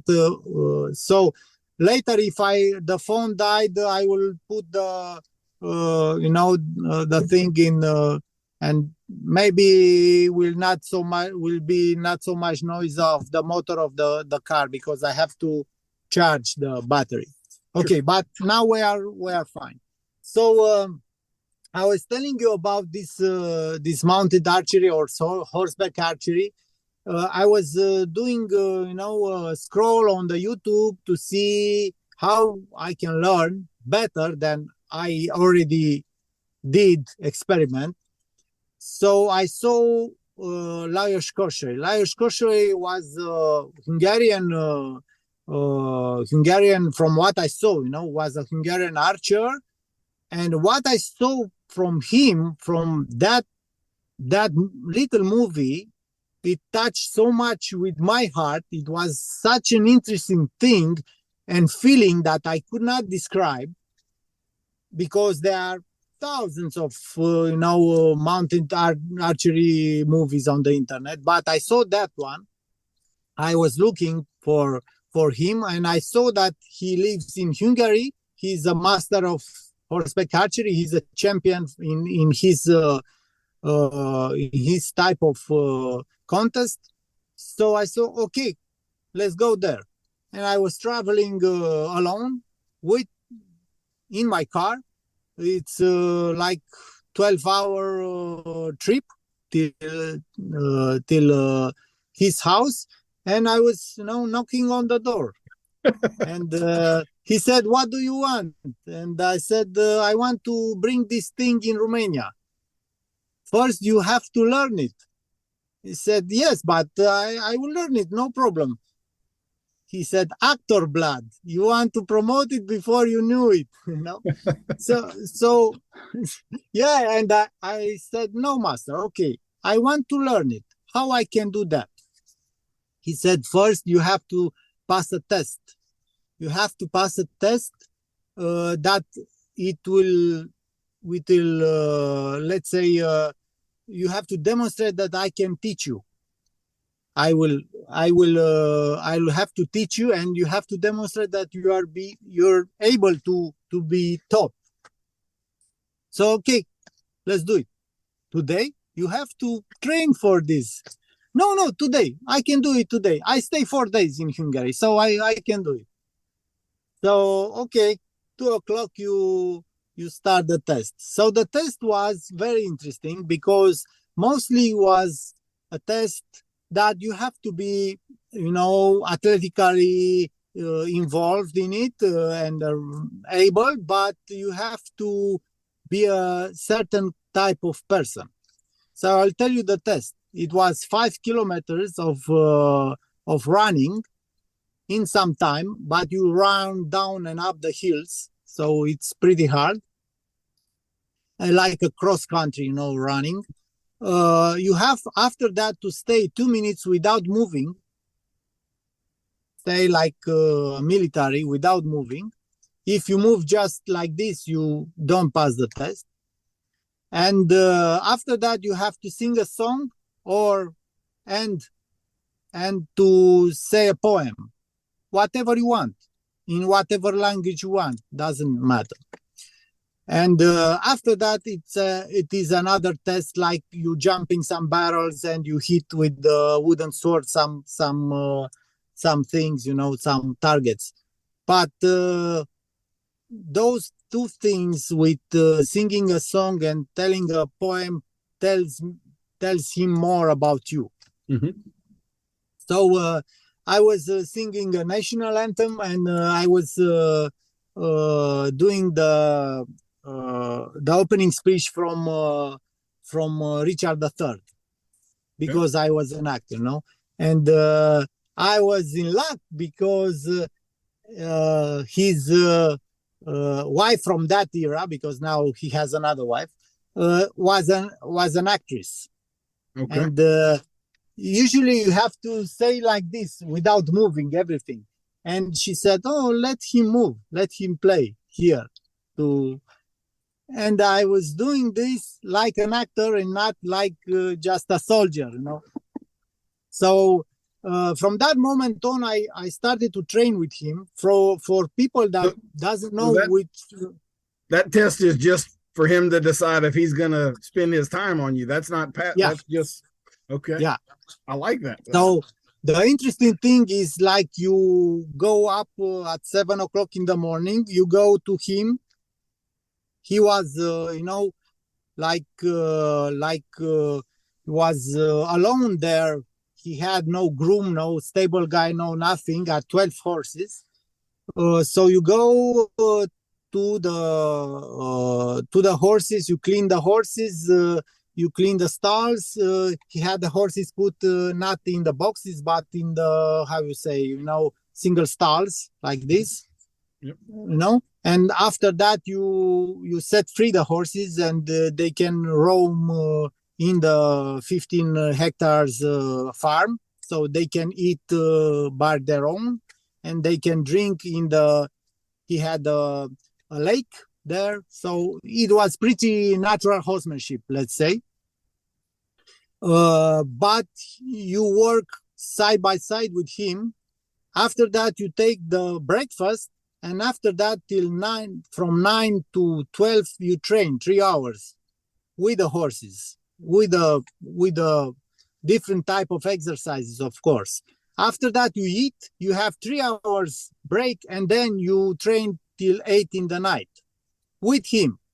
So he was 53 at that time, and I was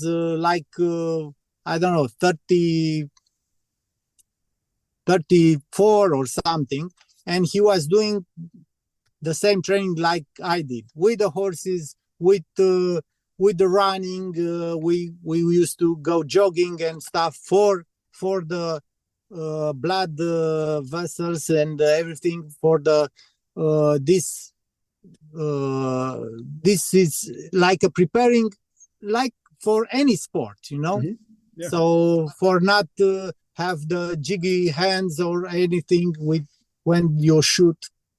So I was going to him every 3 months, stay 1 week, and doing different tests.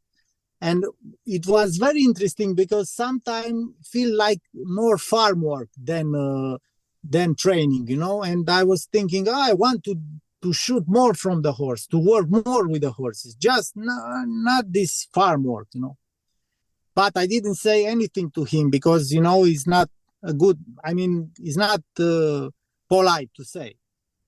And he needed help, of course. Yeah. But be careful how you speak to people who are experts with weapons, right? Yeah. But you know what he said? So we are running in one morning. We were running through from the house to clean the stalls, And I was like normal, I could not express something like something is hurting me or just is too much work or whatever. No, just running with him, jogging for the horses, And he turns to me and he said, "I teach you how to build a family." And that hit me because at the end of these trainings, I knew and I know how to build everything from that facility.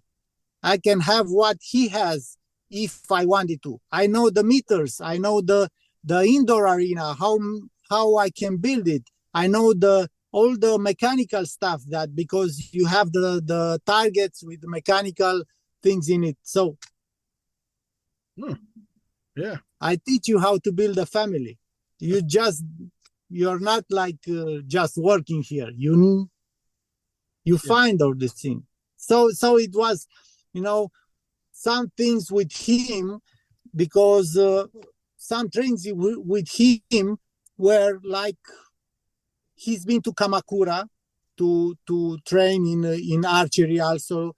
He's been to Shaolin Monk to do some demos and to see some things. And he actually did incorporate some of the training, the breathing techniques and everything for the shooting, for the horseback archery. So it's interesting because some of the training with him, he didn't say anything. Some hours, you just do what he did. So, but you understood what he did, and it's like, the connection between you and the teacher that makes you do things. If you didn't experience it with some teacher in the life, you cannot explain it. Yeah. I did experience it, and it was pretty mind-blowing, let's say. Yeah. And sometimes just turn to me and speak for half an hour. Maybe, he speaks like he's reading my mind, it's in my mind, and he speaks and do this, you have problems, do this, you have this. He's a very interesting guy, and he is a pretty famous one. Besides the horseback archery, and he did some demos with Monty Roberts. Monty Roberts came to his farm a few years ago. Matt Damon, the actor, did training with him for the Great Wall, for the shooting, archery stuff. But it was interesting because Lajos, I think he really did teach this guy, made them teach the real stuff, and they put CGI on. He didn't shoot any arrow, like Orlando Bloom in the Lord of the Rings. The Lord of the Rings. They are only CGI. The funny thing is that he and some others who are teaching this type of shooting, fast shooting, can shoot like Legolas or Matt Damon in the movies. Real shoot with real arrows. So that is pretty funny, because I was doing a lot of, now I'm, let's say, not doing so much training with the bow and arrow because I don't have time. But when I was doing it every day, I can shoot one arrow at one in 1 second. Like this. So I was doing a movie called Hermann the Apache. So it was for German television, and it was the real story of Hermann, the boy who got kidnapped by the Apaches in the 1800s. Okay. I don't know if you know the story. It's a pretty famous story for Germans. And the story goes like this. The Hermann, this boy, been abducted from an American farm by the Apaches, some tribe, and stayed with them till 18 or something. And they got back to him. The state, the American, can somehow get it back from the tribe. And it is a real sad story, because the boy could not handle it in the society. He's still hunting chickens with a bow and stuff. He didn't like the society in the 1800s. He likes the tribe, the Apache. So this is the story. But one of the funny thing is that the German director, it was a lady. She said, "Okay, you can shoot from the galloping horse." Yes, of course. Yeah. So shoot a real arrow, please, in this wood, so I can have this type of shooting reel, not CGI, not anything. Okay, so start movie action. I shoot. I pass by the camera, and she said, "So, can you please shoot?" So said, "I already did. You see the arrow, but I could not have it on camera. Please look at the camera." So yes, you're right. You shoot so fast that the camera could not see it. So of course the camera see this, but the camera cannot see the arrow if you are too fast, you know. So I can shoot like slower than this, or you can put CGI. So a lot of things, interesting things you can learn if you feel your heart, because this, even if I don't do anything for horseback archery business, I'm not doing a school of horseback archery like he's done in America, because he has a school in Big Fork or something in Montana, or Austria, or some other parts of Europe. So even if I don't do this, from the spiritual,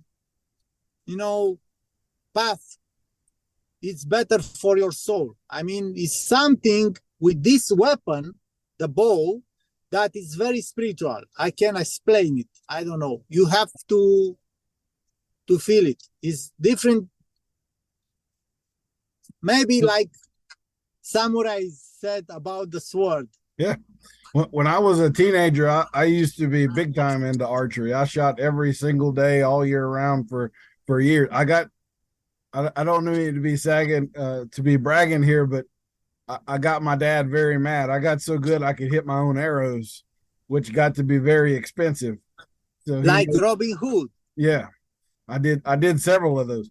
And so he made me start shoot. I could no longer shoot two arrows at the same target. I had to shoot at different targets, so I couldn't possibly hit my arrow again.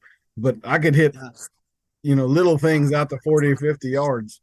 Now that wasn't with an instinctive bow and arrow. I was going to ask you, like how accurate can you really be with those off of a horse? It's interesting. He's very accurate. I didn't train as much to be that accurate as he is, or he's the apprentice that trains every day. But I was pretty accurate, like let's say from galloping horse from 20 meters, I can shoot this type of, the 10 centimeters. Yes, from 20 meters, no more. The contest is from 50 meters. So you start to shoot from 50 meters at the target, and the target goes, because you go in the straight line, and the target as the most is 9 meters from you at the closest. And then you shoot from the horse passes the target, and you shoot 50 meters with the back at the, in the back, the Persian shots, let's say. So if you train a lot, you can shoot even from 50 meters to go in the 90 centimeters target. That it's 90 centimeters. It's 4 points, 3 points, and 2 points. Because they are arrows. They are circles. Concentric circles. 30 centimeter circles. Yeah, concentric circles. So, but the interesting thing is that you are not shooting like a rifle. You are shooting instinctively without the window on the bow. So you have to have the arrow on the hand. Okay. So you shoot with the arrow on the hand, and you're shooting with 3 fingers. So you pull the bow here, around here, depends what your let's say what your preference, but not here, not in the face. So and when you release the hand back, the releasing hand, you release back like the Leonardo da Vinci, the drawing with the man who has the. I don't remember what it's called, but I know what you're talking about. Yeah. Has the arm in three positions. So it's very, very like a cross. It's very interesting. Of course, in the contest, you don't have time to release all the hand. You have to be quick. But this is the discipline. So what I wanted to say to you, because of this, he is very accurate. And he told me that on time he put on the arrow to see how accurate can be, how he can be more accurate and shoot even better. So he put on the arrow a laser, like the laser pen that you do it on the cinema and stuff and annoying people or something. This type of laser, So it's not not expensive laser. And he put this and he drew the bow and he stays like this to see where the laser is going he didn't shoot the arrow, just stayed like this to see where the laser is going on the target. So not one time in the 100 meters, the laser was on the target. And still, if he shoots the arrow, he goes in the middle. And he said, our brain, you don't know what the brain is doing and how wonderful is this type of, what we are as a person, as that we can hit and not one time can be in the middle. Absolutely. So it's just like a gun. You have to lead your target at all, only this time you're the thing that's moving. But the gun is faster. Yeah. The brain is calculating the arrow and the speed of the arrow and the velocity of the horse, and still you can shoot. Well, how? And I've seen you've been I don't know if it's Facebook or Instagram, but you've been doing some pistol training lately. Yeah. Too, huh? So I'm a big gun nut. I love shooting guns. I'm more of a revolver guy. I like to shoot long distances with revolvers.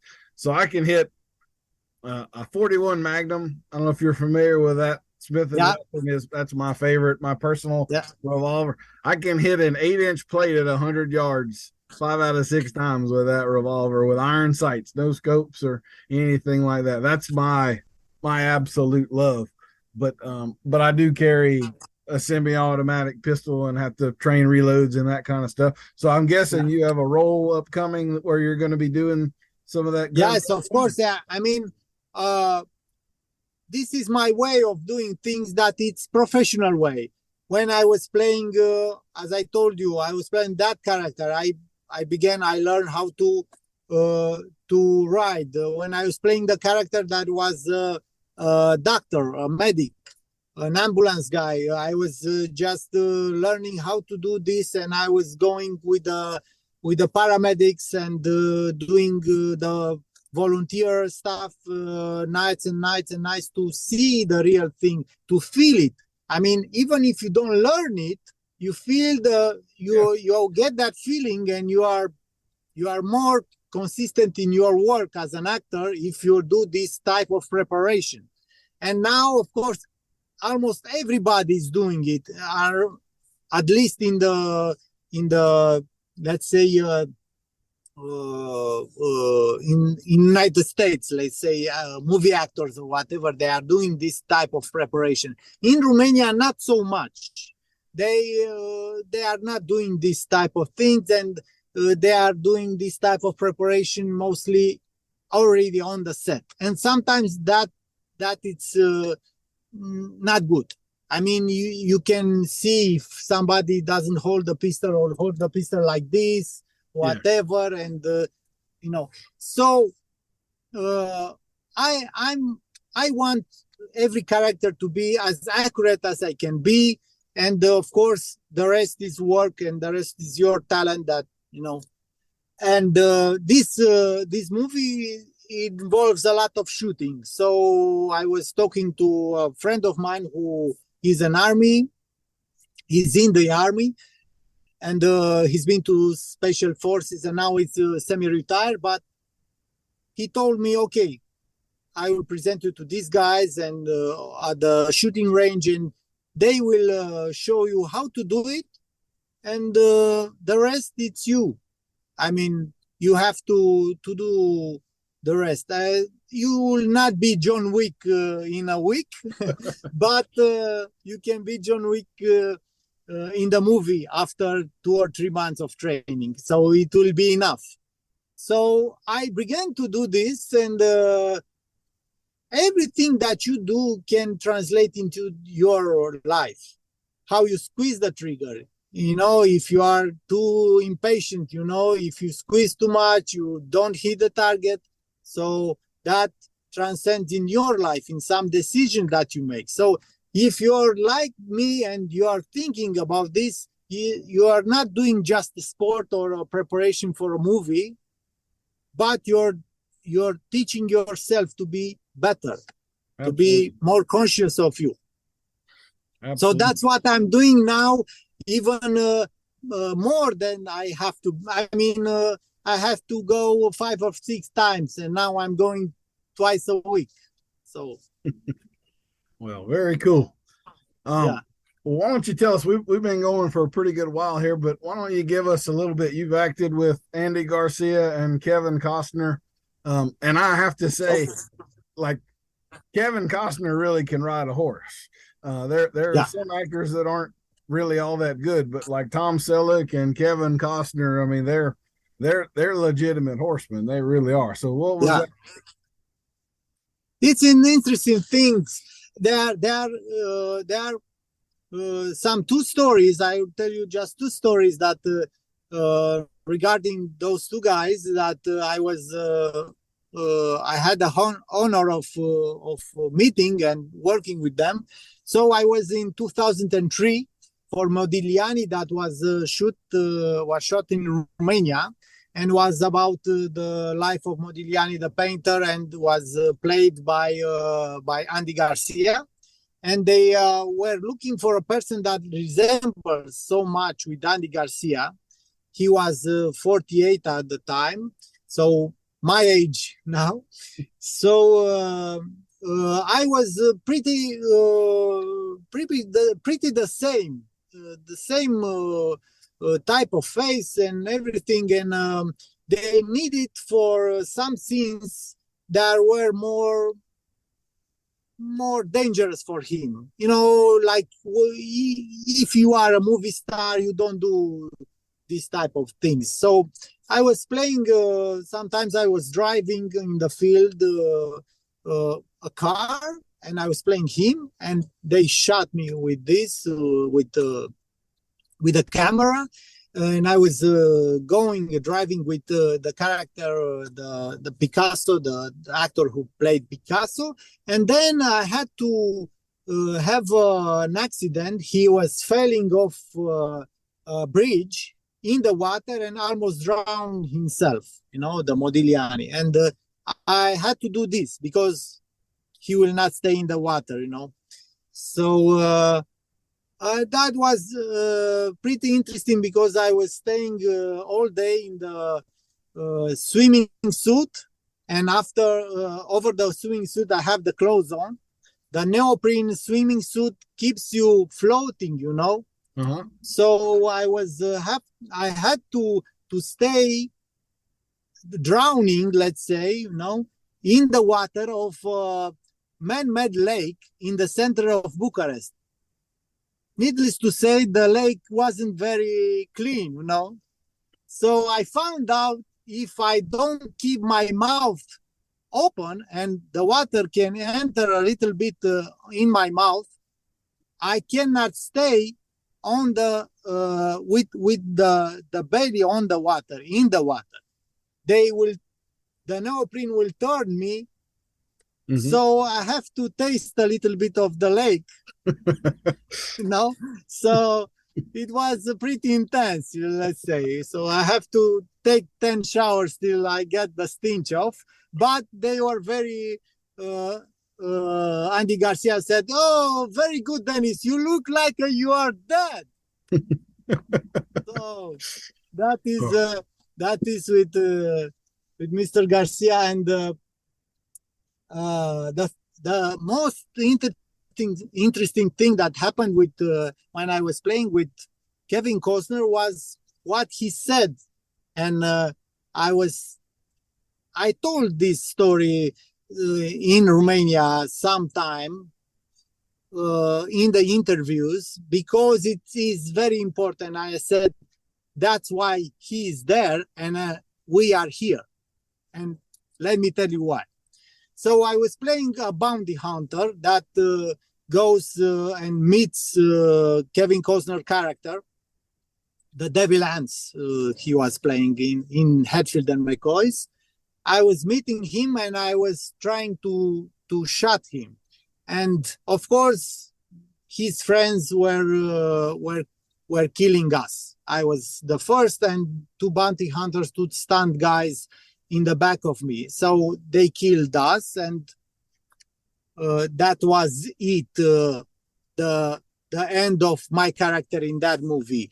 But I was they were shooting the scenes with him, and then they turned the camera to me, and we stay in the same tent with Kevin, Mr. Kevin Reynolds, the director, Waterworld and such, all the things, wonderful things that he did, and with Kevin Costner.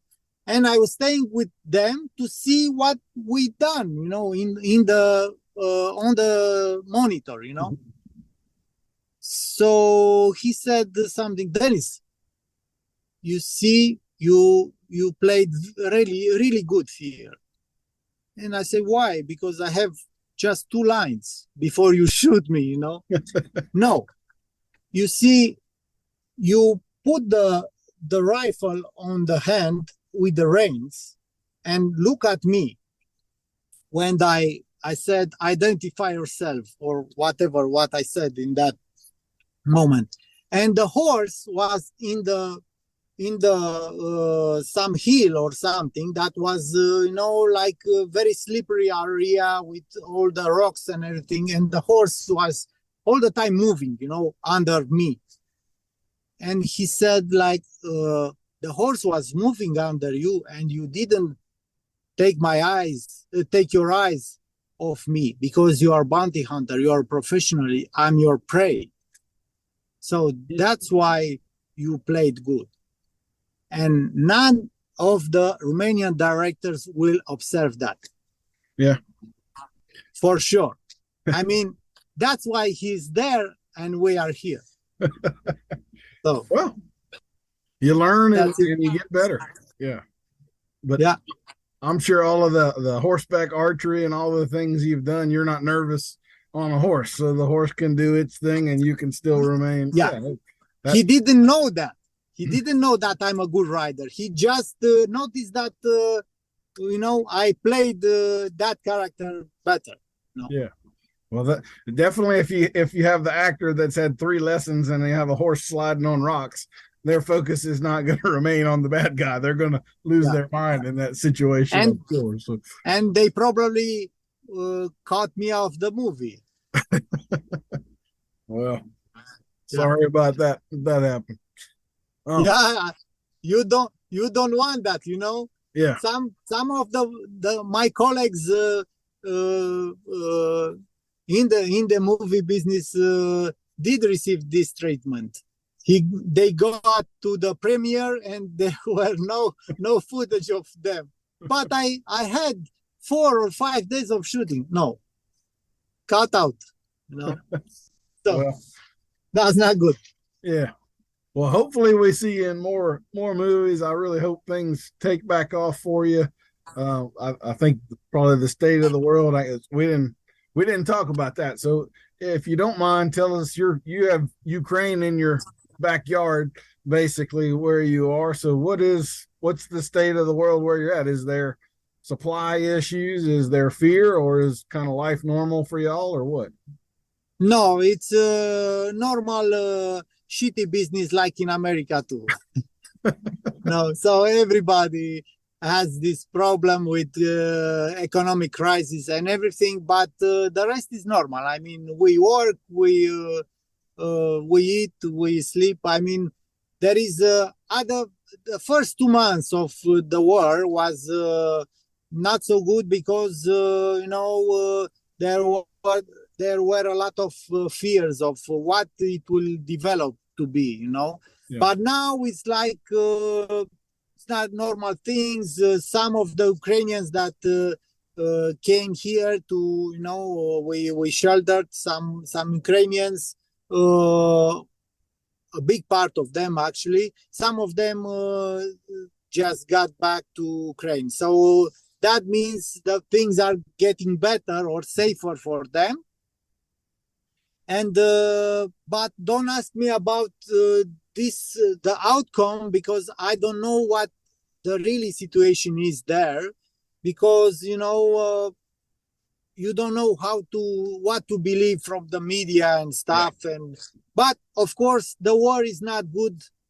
Anyway you look at it, the war is not good, at least for normal people like us who don't buy or make guns, to sell. So well, hopefully that gets resolved in the best way possible in short order, and the world kind of settles down for a little while. At least this is the problem, because it's very close to Europe. It's at the gate of Europe. So so this is a very big concern for many people. For most of us, this is unheard of. You are used to heard about things in Africa, let's say, or whatever, in some other parts of or Middle East or whatever, but you are not used to have this type of problem at the border, close by. Yeah. Well, because hopefully the world will settle down and we can focus more on important things like horses, right? Yeah, let's hope so. Absolutely. Well, Denis, I really appreciate you coming on. It's been a very enjoyable conversation for me. I know we'll keep in touch and everything, and if you ever do make it to this part of the world, be sure and let me know. I will call. Absolutely. It's, of course, the U.S. is big, but you could still be a long ways away and be in the U.S. But yes, and let's hope that we see each other in person. We will find some way. That's interesting, because I have a student. I had a student in Romania that was American from Florida, and now because 1 year and a half began to ride with me in Romania, now he was buying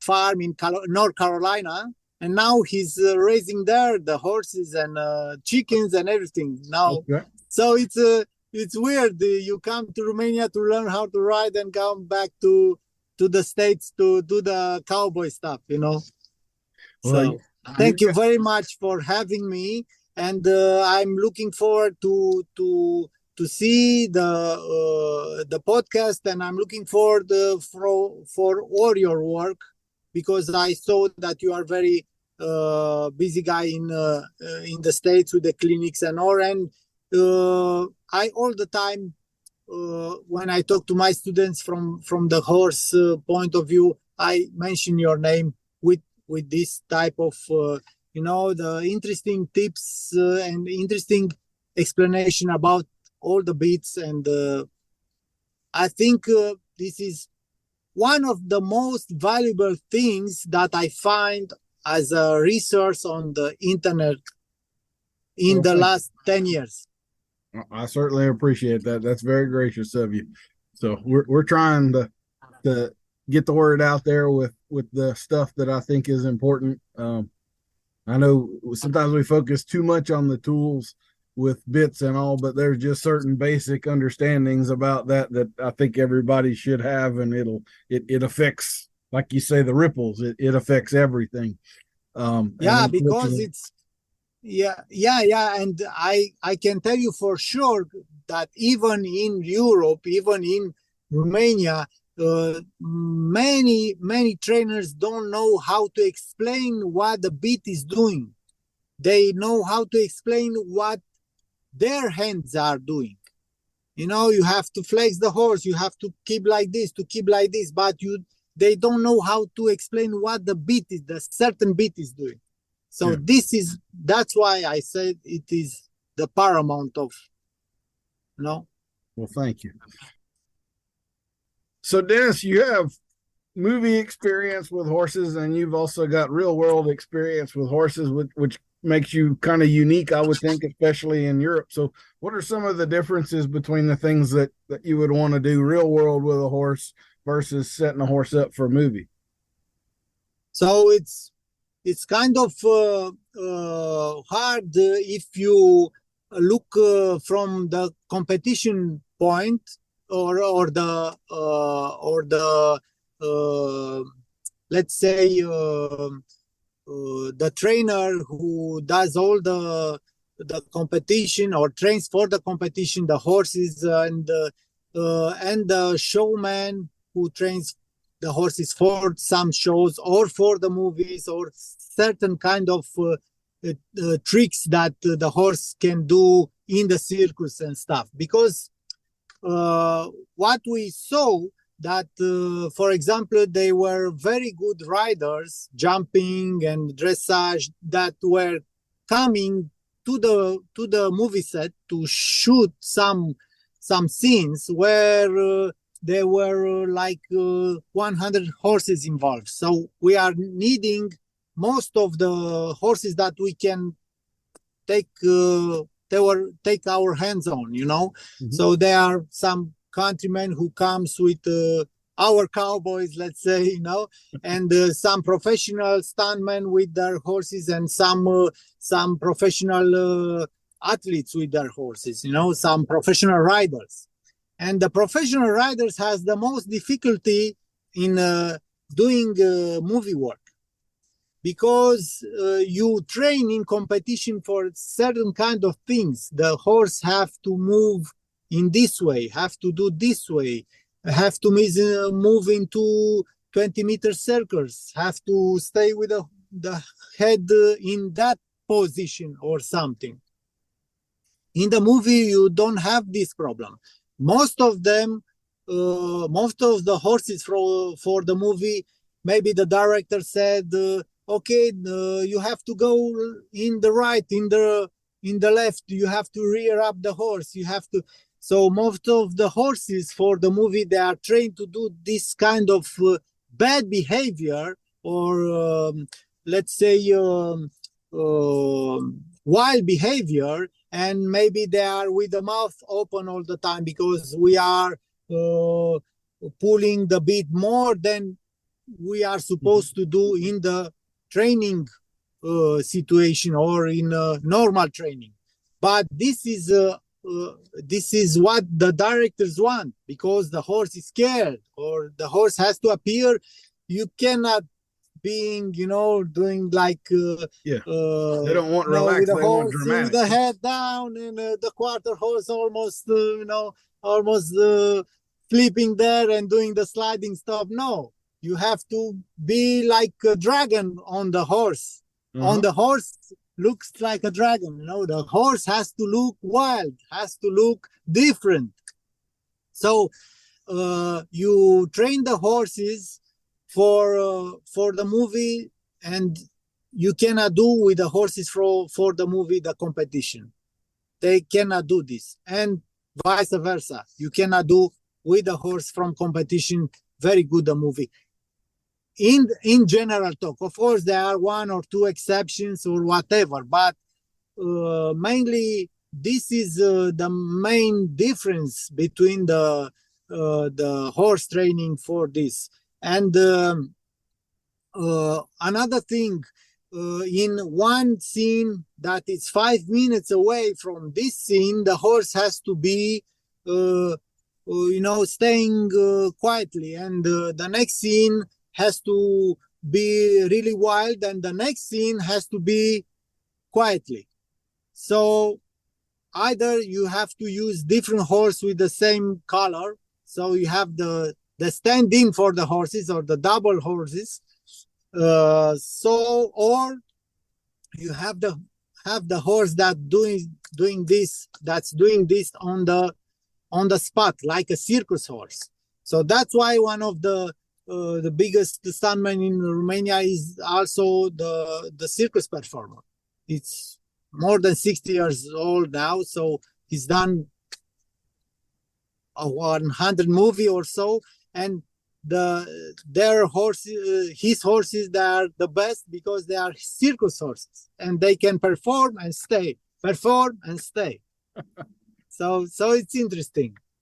Yeah, I have to say, like when I watch some movies, and especially when the horse has to display aggressive behaviors, like most of the time when I see tricks and stuff, I can, even if it's something I've never done, I can pretty quickly figure out how I would go about getting a horse to do that. But some of the aggressive behaviors, that has always perplexed me as to how you get a horse to act that out without actually turning them into dangerous animals, So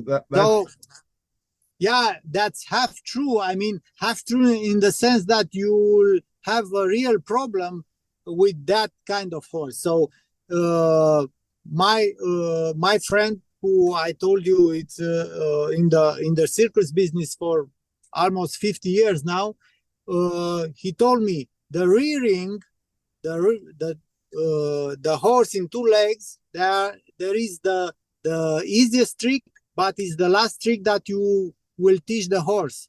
When the horse is solid in the training, when you can trust the horse, you will teach this trick, because it's the most dangerous trick on the horse and near the horse. Near the horse can go and stamp you or whatever. And with the horse, if you don't know how to give because you have to give this type of cue, you have to give either by the hand or by the spur.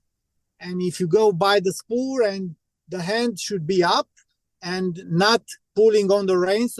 If you're pulling on the reins, the horse will go back with you, and of course it is a very dangerous and usually ends in the hospital. And or if you want to stay there with the horse up, you have to know the cue for the horse rearing and staying up, and it's a cue with the hand again, and you have to jiggle it a little bit. The horse should be there. Yeah. But you teach this, and you teach with another trainer down with the whip, and told the trainer who's down, he's telling the horse to stay up with the whip. Stay up with the whip, and don't let the horse go down. And the horse knows, and that's not a problem. I actually I will send you the picture. I have a picture with this type of training from 15 years ago. I was preparing for another movie. It's called Gypsy Heart, and it's about the gypsy who also rode in the movie, of course. And my horse is like staying in one leg, and with the other legs very elevated. Is like a boxing match, And this is, everybody asks me how you did this, and I say I did this from here, but the other guy that you don't see did this from the ground. So there are many things behind the camera that you don't see, involving really good position of the horse, or really frightening position or so. Part of the art of cinema, huh? Just and show you and exactly of course, what they want you to see, but you don't see everything they don't want you to see. Yes. Now the problem is now it's gonna be mostly CGI. I mean, the last movie that I was making with 110 horses at the most was September 11 in that guy, the Siege of Vienna. September 11, 1683 was called the movie. It was a French-Italian production. It was in 2011, so it's more than 10 years ago. And from that point on, no more than 50 horses, 30 horses, 20 horses, the rest CGI. And the Lord of the Rings and all the great movies with the horses, they are 80% CGI. So that's a bummer. Well, I can't imagine the logistics of being in charge of several hundred people and several hundred horses doing dangerous stuff. I don't think I would sleep very well at night knowing that I had that to deal with tomorrow. So I guess I see the attraction of CGI, but at the same time, you want to see a bunch of people playing on horses, right? So yeah, and if you feel 100 horses going galloping, in the same time on the field, that's a pretty scary thing, man. Yeah, I mean, it's like a real thing. 100 horses and with weapons on us. The spears were flying through the air. Some people could not hold the horse and the spear or the shield and stuff, and the shield was going like this, and my neighbor.